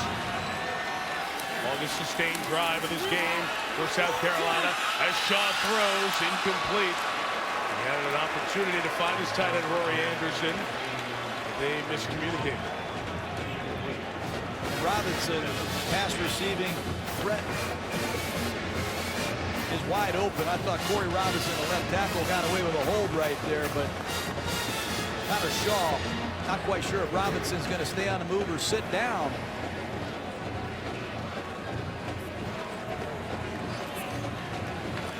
Gamecocks got to hurry. Personnel fusion here as they adjust and switch. Block down to 2. Pressure coming, screen behind it. Look out, Mike Davis. Couldn't break away at the 25. It's a big tackle. Gordon, the safety, was part of it. Joe Bolden finished it up. It'll be third down at about a 5. It's about the 7th different kind of blitz I've seen from Greg Madison today. That time it's up the gut pressure. And they trust Gordon's open field tackling ability. But Steve Spurrier on a third down is 6.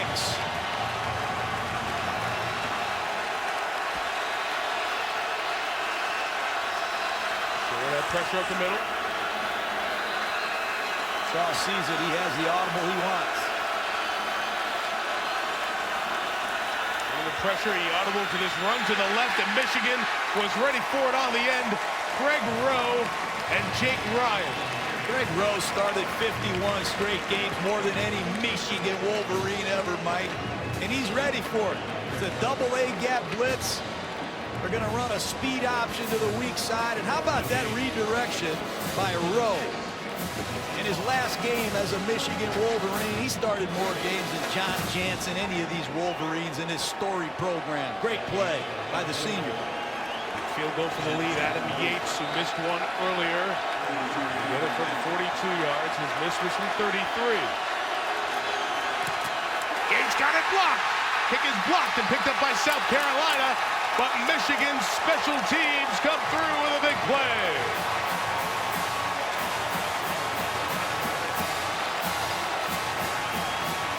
The head ball coach hates kicking field goals.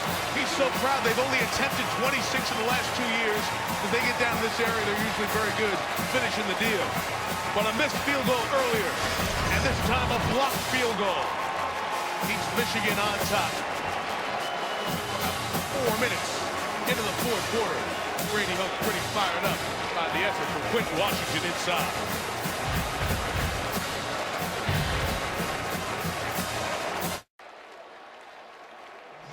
Visit WatchESPN.com or download the Watch ESPN app to watch ESPN live anytime, anywhere. Brought to you by Vizio. Back here at the Outback Bowl, getting set for the Rose Bowl game presented by Vizio. Across the country, we'll send you to Pasadena. As Brett Musburger, Kirk Herbstreit bring you Wisconsin against Stanford. What a job that Stanford has done. Their third straight BCS game. David Shaw taking them to the last 2. There's a lot of the credit for the success of the Cardinals. Up next year on ESPN. Under 5 minutes gone by, just over 5, I should say, in this fourth quarter. Michigan leads by 1. They just blocked a South Carolina field goal. Gardner first down. Brought down. Kelsey Quarles. As the Gamecock defense now has to respond. Kelsey Quarles, another interior lineman that has pass rush ability. That time they jump into the Bear defense. They create some one-on-ones up front. Quarles wins. 2 new inside linebackers. 24, Quinn Smith is checked into the game. You see Jeffrey, number 33. Some fresh legs in there at crunch time for the Gamecocks. And they're both seniors, too, so you're bringing experience off that bench. 5 senior good linebackers for South Carolina. Direct snap to Denard Robinson. To the 37-yard line goes Robinson. It'll be third and about 4 for Michigan. Design runs. When Denard Robinson comes in the game, you have to change your entire defense. And you have to call on veteran perimeter players to make one-on-one tackles. That time Swearinger comes from his deep safety position, makes a great open field tackle. But again, third down and a long 3. What can Clowney do? The man who's seen by many evaluators as the best player in college football. The sophomore, best defensive end, won the Hendricks Award. Can he make a play here on 3rd and 4? He's dropping back in coverage. The slant is incomplete. It was intended for Gallen. The coverage from Victor Hampton. Credit to South Carolina defense. Boy, teams love to motion to a trips formation and create one-on-one. Gallen against Victor Hampton on a slant route. I think the quarterback needs to sink on his back foot. Gardner's got to hold it just slightly longer and give Gallen time to win at the line of scrimmage. Unfortunate, great release by Jeremy Gallen. Matt Weil, who's made a big field goal, also has 2 50-plus-yard punts, but one of them was taken back. 63 yards by Asep. Michigan goes trickeration here, trying to get the 3rd and short on the toss, and they get to the line. The mark will depend on it. Floyd Simmons was the upback who took the pitch. Very close to a first down, so Michigan throwing everything in special team surprises here. It'll depend on the mark. That side is where the chains are. That mark will be the one that they'll come out and see if it's first down or it's South Carolina ball with great field position, which is what I think it is. Got to call on 4th and a long 3 from your own 35.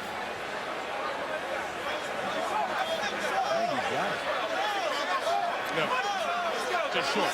South Carolina will take. Oh, whoa, first down. Oh, look at Spurrier and the South Carolina folks. They can't believe it, and I don't blame them.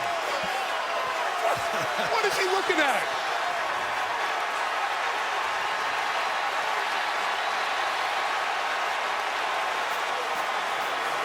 They want another measurement.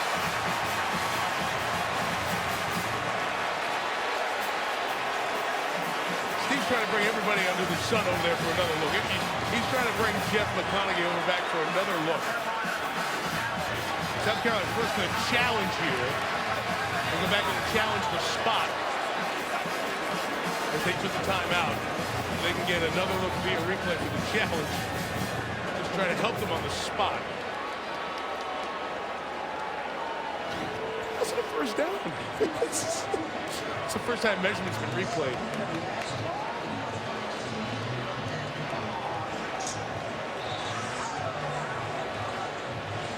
Look at the ball coach. So they're going to challenge the spot, not the stretch of the chain. They're going to go back and challenge the spot. Game of inches, Mike. First day of the year, already I've seen something I've never seen before the football game.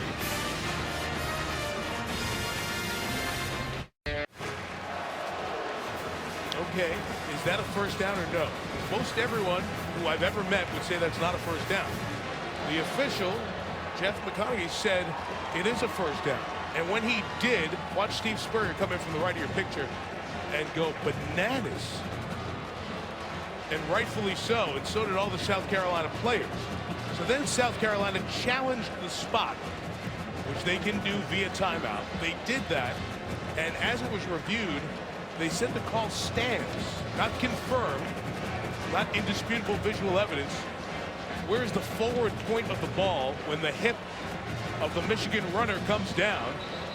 Floyd Simmons, the radio's like, can you believe what just happened?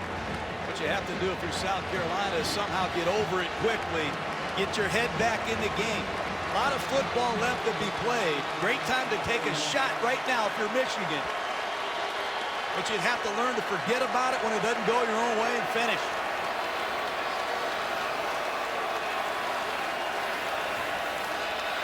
Wow. Michigan at the 41. What a hit! Ball's free on the ground. South Carolina deserves to have it, and they do. Clowney just says, I'll take care of business right here. You give me this long to catch my breath, I'll come off the ball and rock you and get it right back for our offense. It's a power play off the left side, and Clowney ignites himself into the Michigan backfield. How about that quickness and get off? And he scoops it up with his left hand. He wanted to roll with it. Not many guys I've ever seen can get off the ball and rock people like Clowney. What a play by the man, as we've said, who's touted as the best player in the country. He's a Heisman Trophy candidate for sure next year. I don't know where he finished this year, but he would have had my vote if I had one. Is upstairs going to call down to check on this play? Let's see. So I believe they've stopped the play to check it via review. Also checking if there's a fumble here, where the ball is. Going to take this look as we step out. Smith took the hit after he got the ball. The ball came down and out. Covered apparently by South Carolina. The two ESPN College Football, the Outback Bowl, is brought to you by Ram Trucks, Guts, Glory, Ram, and the United States Marine Corps, the few, the proud, the Marines. Review takes place, and review says the ball was out. No issues with it. It is a football that belongs to South Carolina. Well, you're going to make some mistakes in the course of a football game, but don't make a mistake against Jadeveon Clowney. He'll ruin your day. First down, South Carolina. Taking a shot to Ace Sanders in the end zone. Ace! Does he have it? They say touchdown! The ball coach. Sudden change, he goes deep. And Connor Shaw finds Ace Sanders. See if he got him in. He juggled, and then when he got his hands back on the ball, one foot is down, and then goes down and apparently hangs on all the way to the wall. There's the juggle, but there are the hands back on right there. That's close. He brings down that right foot, and that may be good enough. The left foot, I don't know if you could have upheld it. The right foot coming down, they give it to him. What a play. What a play is right. I think it's touchdown. Third touchdown today for Ace Sanders. We'll see if it stands, but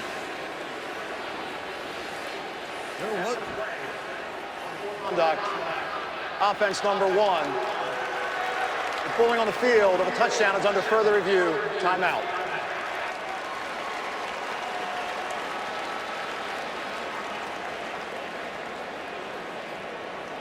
So first to look real speed. You try to determine when he has possession of the ball. As Connor Shaw throws it up to him.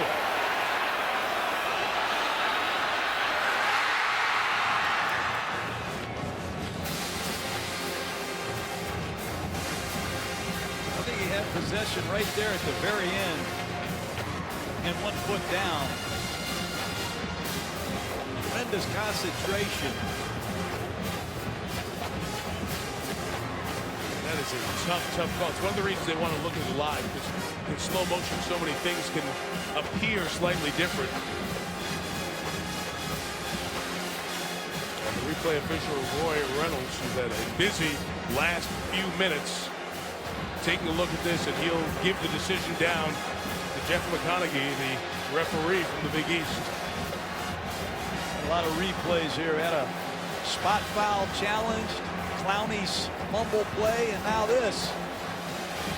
Thank goodness for instant replay, Mike. You are a new man in 2013, if you're saying that. What a catch by Sanders, too. As you said, it would be his 3rd touchdown. The replay booth is asking for another real speed look at it.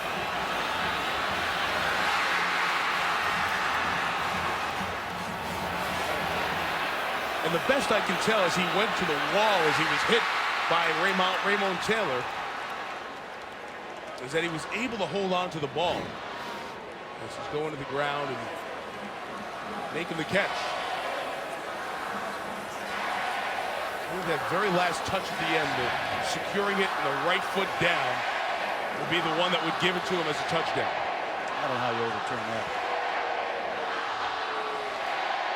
Well, justice was certainly done, at least from what it looked like on the spot and the measurement on the South Carolina 4th down, losing the ball. After further review, ruling on the field stands.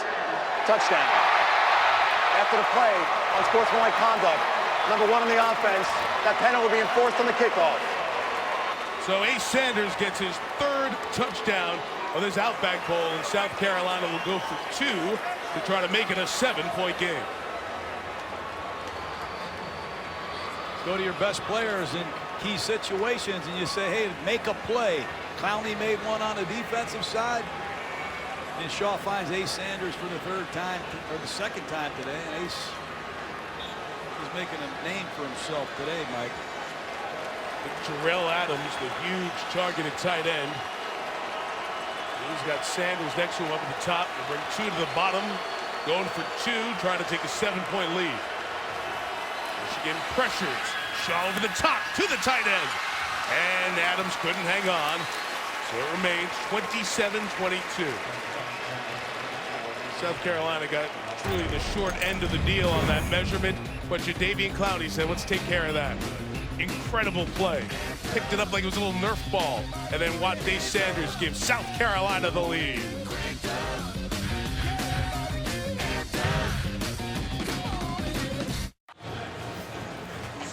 40 years ago in that stadium, Stanford last won a Rose Bowl. They beat Michigan 13-12, 99th Rose Bowl game.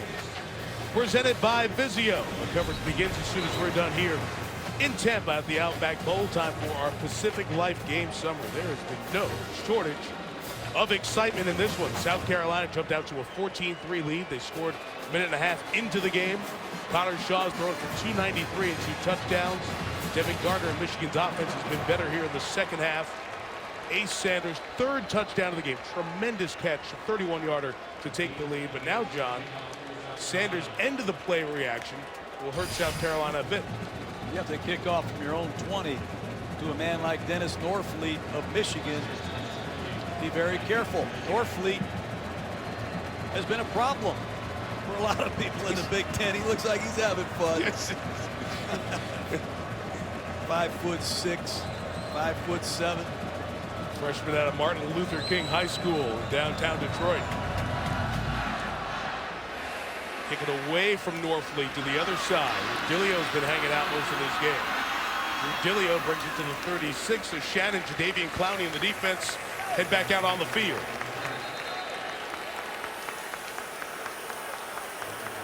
Hey, Mike, John, I wish you guys could have been down here on the field with me when Clowney made that huge hit. Half the players on the sideline for South Carolina were cheering. The other half, they had their mouths wide open. They couldn't believe what they just saw. And, of course, when Clowney came off the field, the entire crowd, all of the fans, just started chanting his name. We'll get to see him one more year in Columbia because he came in and played as a true freshman, only 2 years in college. So, although lauded by many as the best individual player in the sport, he has to play 3 years in college, so he comes back next year. Devin Gardner in Michigan try to reply. Now down 5 with 8 to go.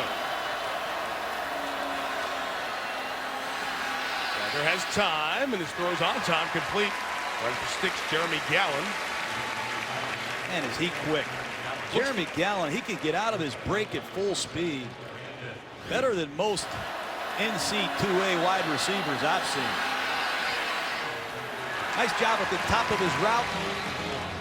And they continue to throw the ball into the short side of the field to Jeremy Gallen. 7 catches, 110 yards.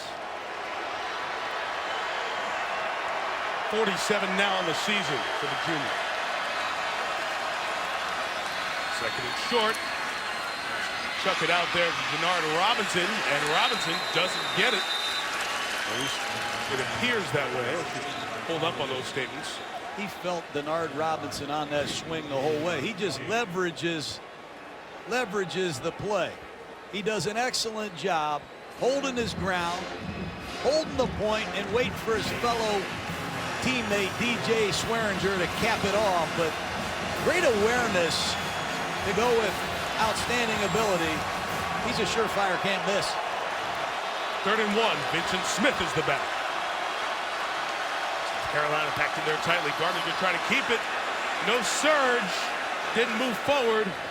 Only at the end does he move forward. I don't think they're going to get this spot, Mike. Let's see. The line judge on the near side is walking in a different spot. There was no whistle blown for forward progress. Then the pile moved ahead. South Carolina coaches over there saying, don't give him this spot. Maybe another measurement. Surprised Jeff McConaughey, the referee, didn't at least get down on the ground to look at that other spot before.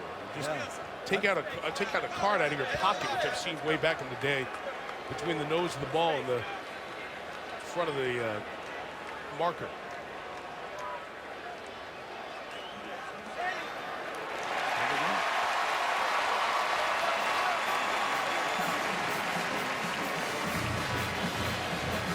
Talked to some of Steve Spurrier's old defensive coordinators in the past, thinking back to the days when Steve was at Florida, and he's got that play sheet. I got some ball plays. Just get me the ball back. And one time, what happened? When they gave up a touchdown, the defensive coordinator walked down to see, Coach, I got you the ball back. Turns out he went down the field with a ball play and scored to win a Florida State game many years ago. 1st and 10 from the 47. Gardner over the middle. It's caught. It's down inside the 40 to the 37-yard line. Gallen again, his 8th catch. Robert Flores with an update in the studio. All right, Mike, checking in on Georgia and Nebraska. Aaron Murray had a couple of interceptions early in this game, but he cooks up here for a long touchdown pass. Georgia rolling 45-31 on Nebraska in the Capital One Bowl. Quite a game for Murray from here in Tampa, Florida. 397 yards and 5 touchdowns against Nebraska today, Robert. Thanks for the update.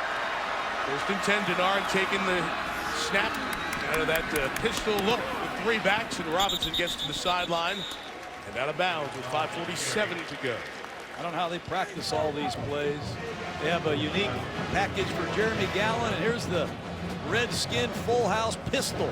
And Denard Robinson is going to keep it to his right, and all 3 of these backs are going to escort him to the edge. It's a design keeper. They bring the backside guard, about as many Michigan Wolverine escorts as possible. 5.5 left.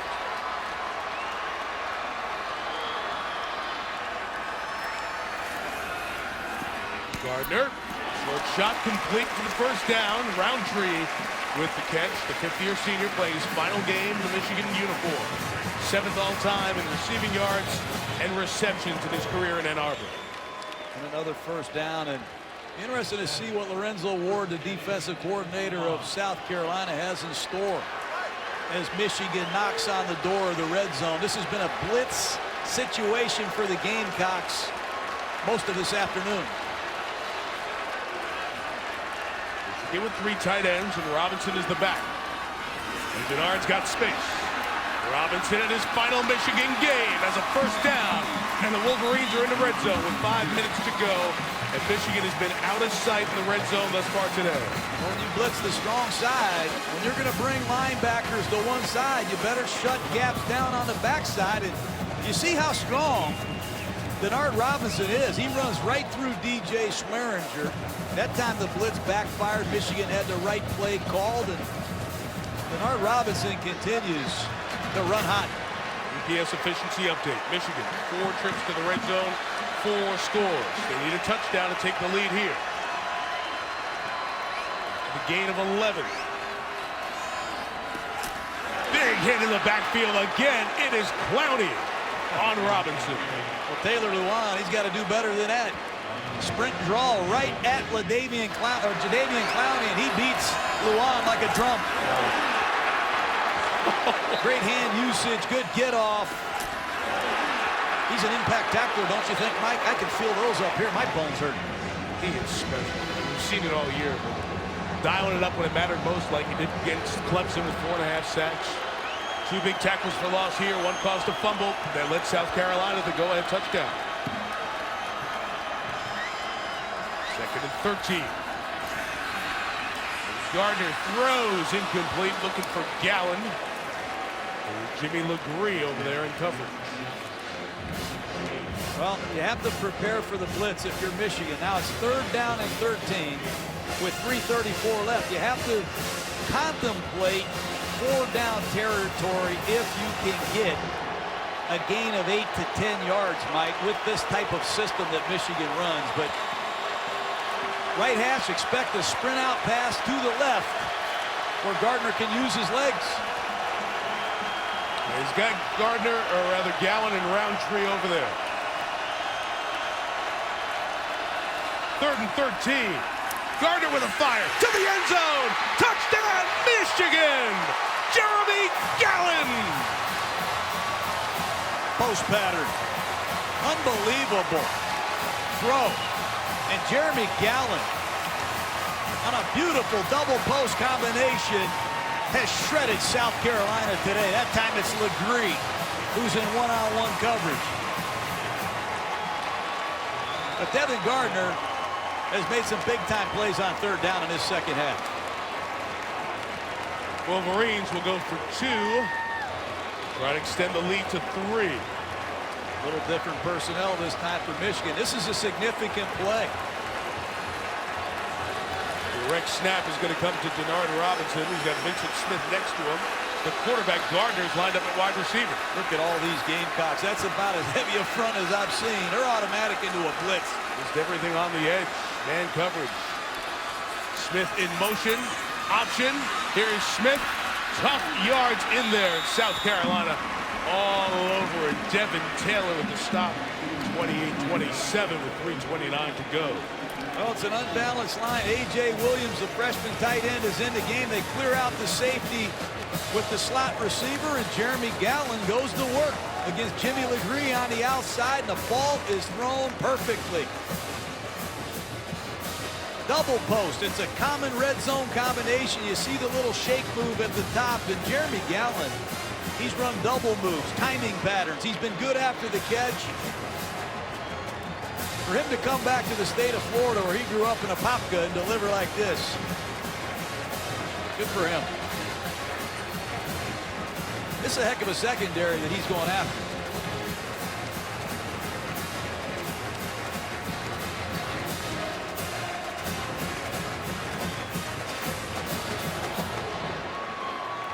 It's been a pretty good game. 2 great schools playing football for over a century. I know you grew up in the Midwest. You grew up Watching Michigan football teams over the years, it's the 133rd Michigan football team. Every time I hear that fight song, you get goosebumps. You like it, huh? I sure do. I like all these fight songs. 2:29 to go. Wild with the kickoff. It'll be a short kick to Auguste. Well, it won't be Auguste this time. It'll be brought up the sideline instead. Joshua Luke. Check that, third time. Sidney Rhodes will get it right. Sidney Rhodes, the return just to the 30-yard line. Well, what about Northern Illinois? Will Jordan Lynch and the MAC champs show up for the little guy, show up for the underdog? Will Florida State be ready for it? Discover Orange Bowl tonight, 8:30 Eastern. That's game 2 of the Bowl Championship Series. Game 1 is coming up next. It's the Rose Bowl game presented by Vizio. Wisconsin and Stanford now on that great floor of the Rose Bowl Stadium. And Monty Ball ready for action. That Musburger, Kirk Herbstreit standing by. Our coverage begins as soon as we're done here. But a lot more to go. 3:23 left. South Carolina, 2 timeouts. And Shaw completes it to Ellington. Tackled quickly by Jake Ryan. Plenty of time. But again, it's Michigan's 3-man rush and maximum zone coverage. Somebody in this Wolverine front as a pass rusher needs to deliver. Frank Clark, number 57, I think is their best pass rusher. You see him at the bottom of the screen. One of these Michigan Wolverines has to get after Connor Shaw. And he miles the back. That was Ellington's first catch of the day, by the way, John. He led this team in receptions this year.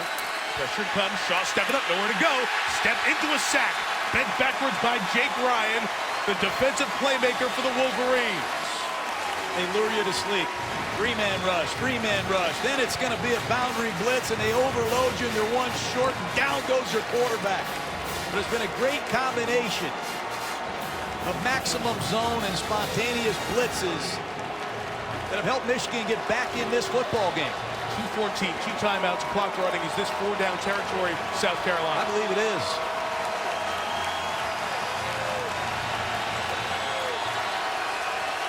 Third and 10, Rory Anderson, the tight end, loads the formation left. Shaw looking that way, throwing that way. Got his tight end, but he didn't catch it. Let's see, it's ruled a catch by the line judge. Now the umpire's running over. I don't know if they're going to keep this complete or not. Let's see. Conversation, line judge, field judge, umpire. They say it's a catch. The clock's Rolling still on the running. field is a catch. Forward progress, and the runner's knee was down. 4th down. The clock's still spinning. The play clock's moving as well. I wonder if upstairs will buzz down to take a look at this. Ruling on the field of a completed catch. We're going to further review. Well, 17 seconds ran off. Yep. I didn't think there was any way this was a complete catch.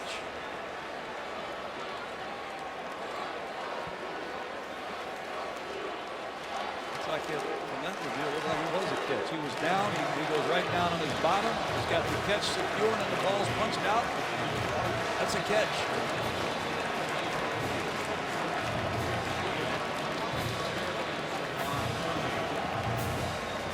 Briefly, but clearly, once his butt hits the ground there, it's the act of the catch is done. But as we said, it's 4th down and 3. And I think that's the issue with Steve Spurrier right now as he huddles with his Carolina Gamecocks. Ball's on the left hash, is 4th down and 3. I'm sure he's getting the information from his coaches up in the press box. After further review, ruling on the field is confirmed. Completed catch, 4th down. So it'll be 4th and 3. It's 4:30, so a reminder, all of you tuning in for the Rose Bowl pregame presented by Vizio. That is over on ESPN2. Pregame show, the Vizio pregame show is underway on ESPN2. And we'll join everybody out in Pasadena as soon as we're done here. 4th and 3. South Carolina has 2 timeouts left. Michigan 3. Trips to the field.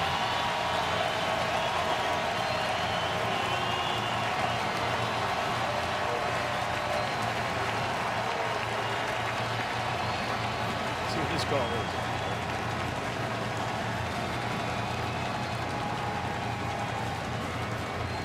Now we get referees who become like play callers. They're covering their mouths so we can't tell what they're talking about. Nobody's trying to steal your signals. A lot of great replay challenges here in the second half of this game.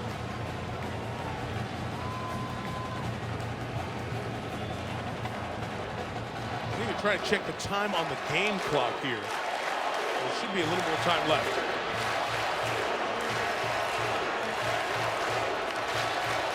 Put a few more seconds of the game clock to 1:30.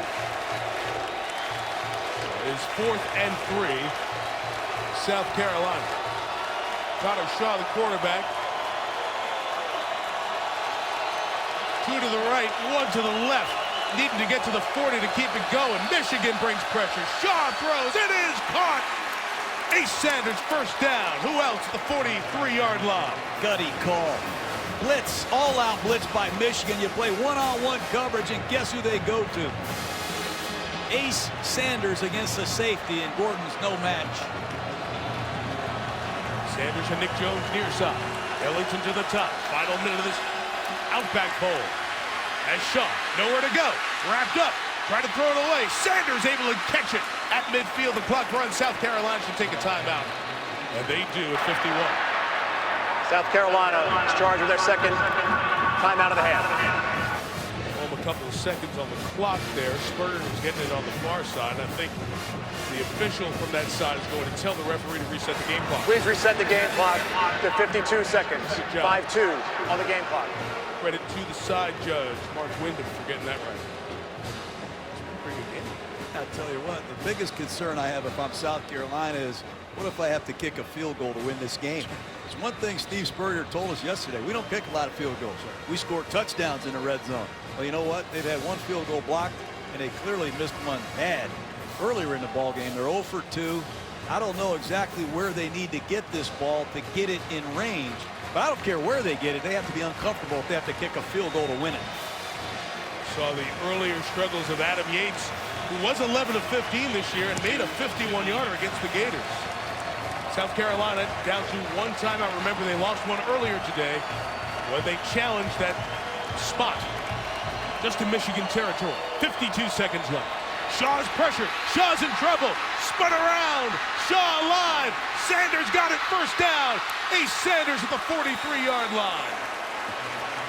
Jabril Black was so close to a sack. Limping. Gibby is Shaw. Sanders is hurt. Corey Robinson, the left tackle, gets beaten badly, and all Jabril Black has to do is open up his present. He's got Shaw for a clear sack. He just can't finish the play, and he does an excellent job finding Ace Sanders for a catch and run. Sanders has caught the last 3. That's what you were talking about, John. For all the world, it looked like the junior from Cincinnati had his 3rd sack. But Sanders has been so huge offensively in this game and in this series. And as they look at Sanders, Shaw also in discomfort on the sideline. Can't say enough about Connor Shaw today. He's run for 96 yards. He's thrown for I don't know how many yards. And Dylan Thompson, the other quarterback, is in the game right now. There's Sanders sitting up. But Dylan Thompson, who threw a touchdown to Ace Sanders earlier today, and also hit a big play down the seam. Connor Shaw limping around. Comes over the sideline, as does Ace Sanders. So here's Thompson, sophomore out of Bowling Springs. He said, you know, anytime he'd go around, it was, boy, you're a South Carolina quarterback. Now it's you won the Clemson game. What a big deal that is. No back set. 7 seconds left. It's Thompson now throwing sideline complete. The 40-yard line to Kenny Miles. Michigan just does not have a pure pass rusher. They've had to use the blitz to get the pressure they need.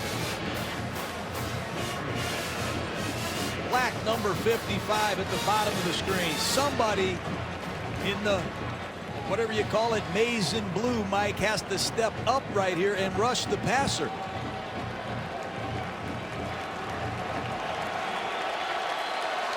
So receivers left to right.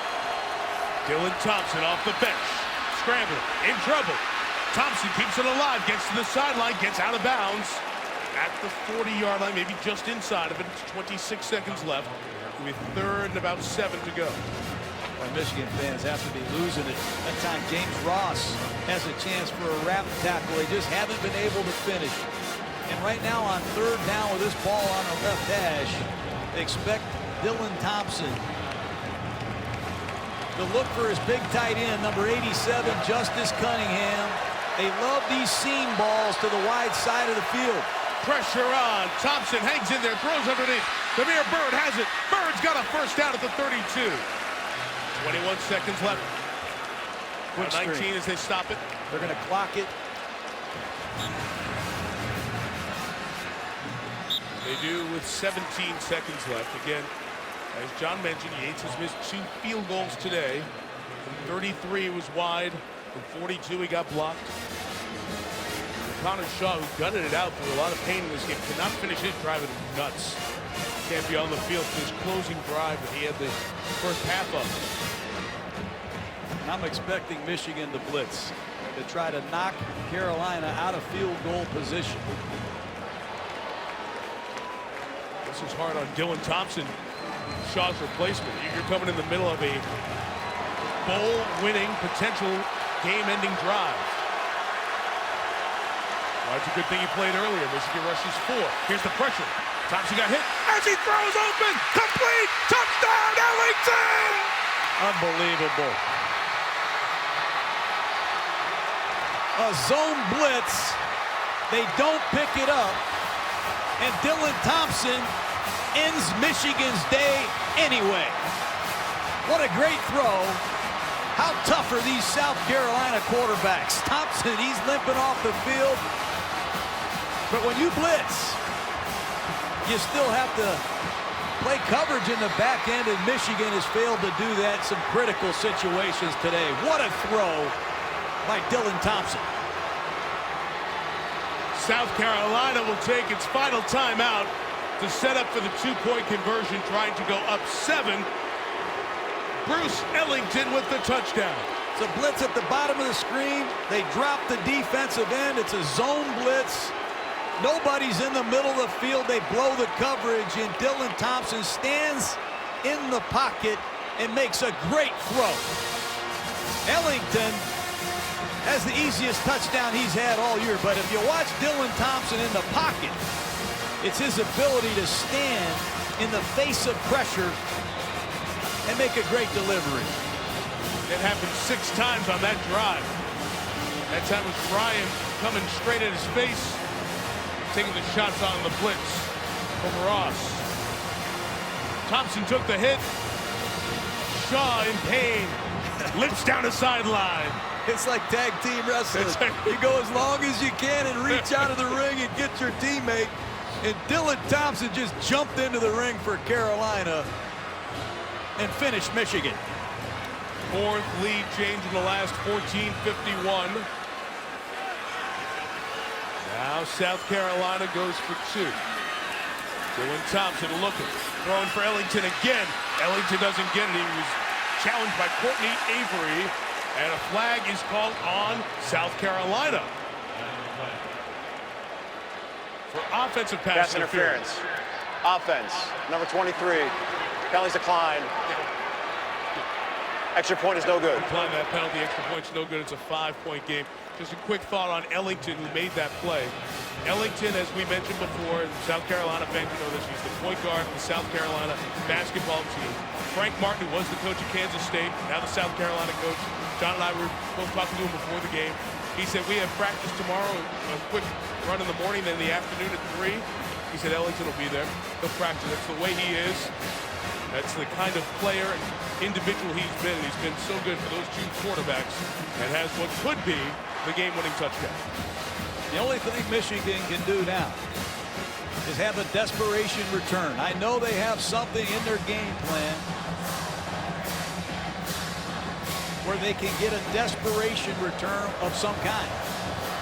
However, if Carolina squibs the ball, fall on it immediately, do not waste a second, and give Gardner a chance to create with his arm. But if this ball is kicked down the field, there's going to be some kind of a desperation return. And the desperation play Michigan works on. Trusted, the last Michigan game I did was December 28 of 05. It was the Alamo Bowl. The score was almost the same. It was 32-28 Nebraska over Michigan.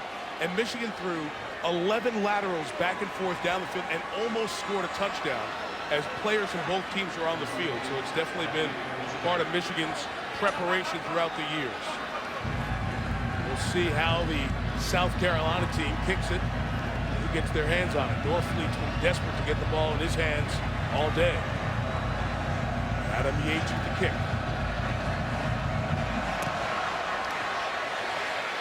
Bounce, it's picked up. Trying to get the most out of it here is Gowan. He'll just get out of bounds at the 32-yard line with 7 seconds left. Our Capital One player of the game is Jadeveon Clowney. After it went against South Carolina on a measurement that looked to be an incorrect call, Clowney forced a fumble, turned the game around, and he's just been as good as advertised. Yes, he has. And be a great time for Clowney to take the game into his own hands right here. 7 seconds left. South Carolina has 4 players, now 5, lined up on the other side of midfield. See if Michigan takes some yards early and then tries to stop the clock. Kevin Gardner stepping up. This will be the game's final play. Gardner had the ball knocked out of his hand as he threw. It falls incomplete, and South Carolina has back-to-back 11-win seasons for the first time in school history. And the head ball coach beats Michigan the first time he's ever played the Wolverines.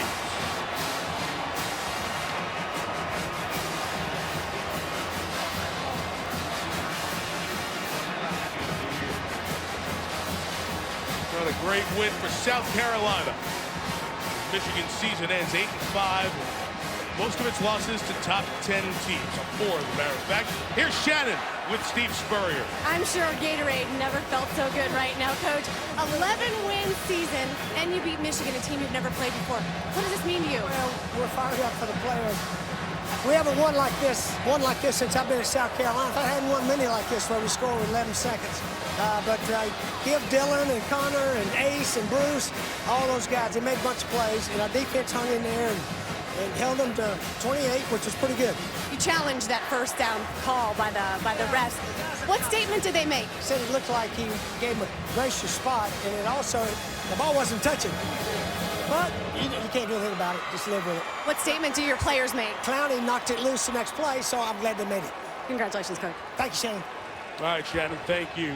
4 lead changes in the final 15 minutes. John, once again, the Outback Bowl has delivered another terrific finish.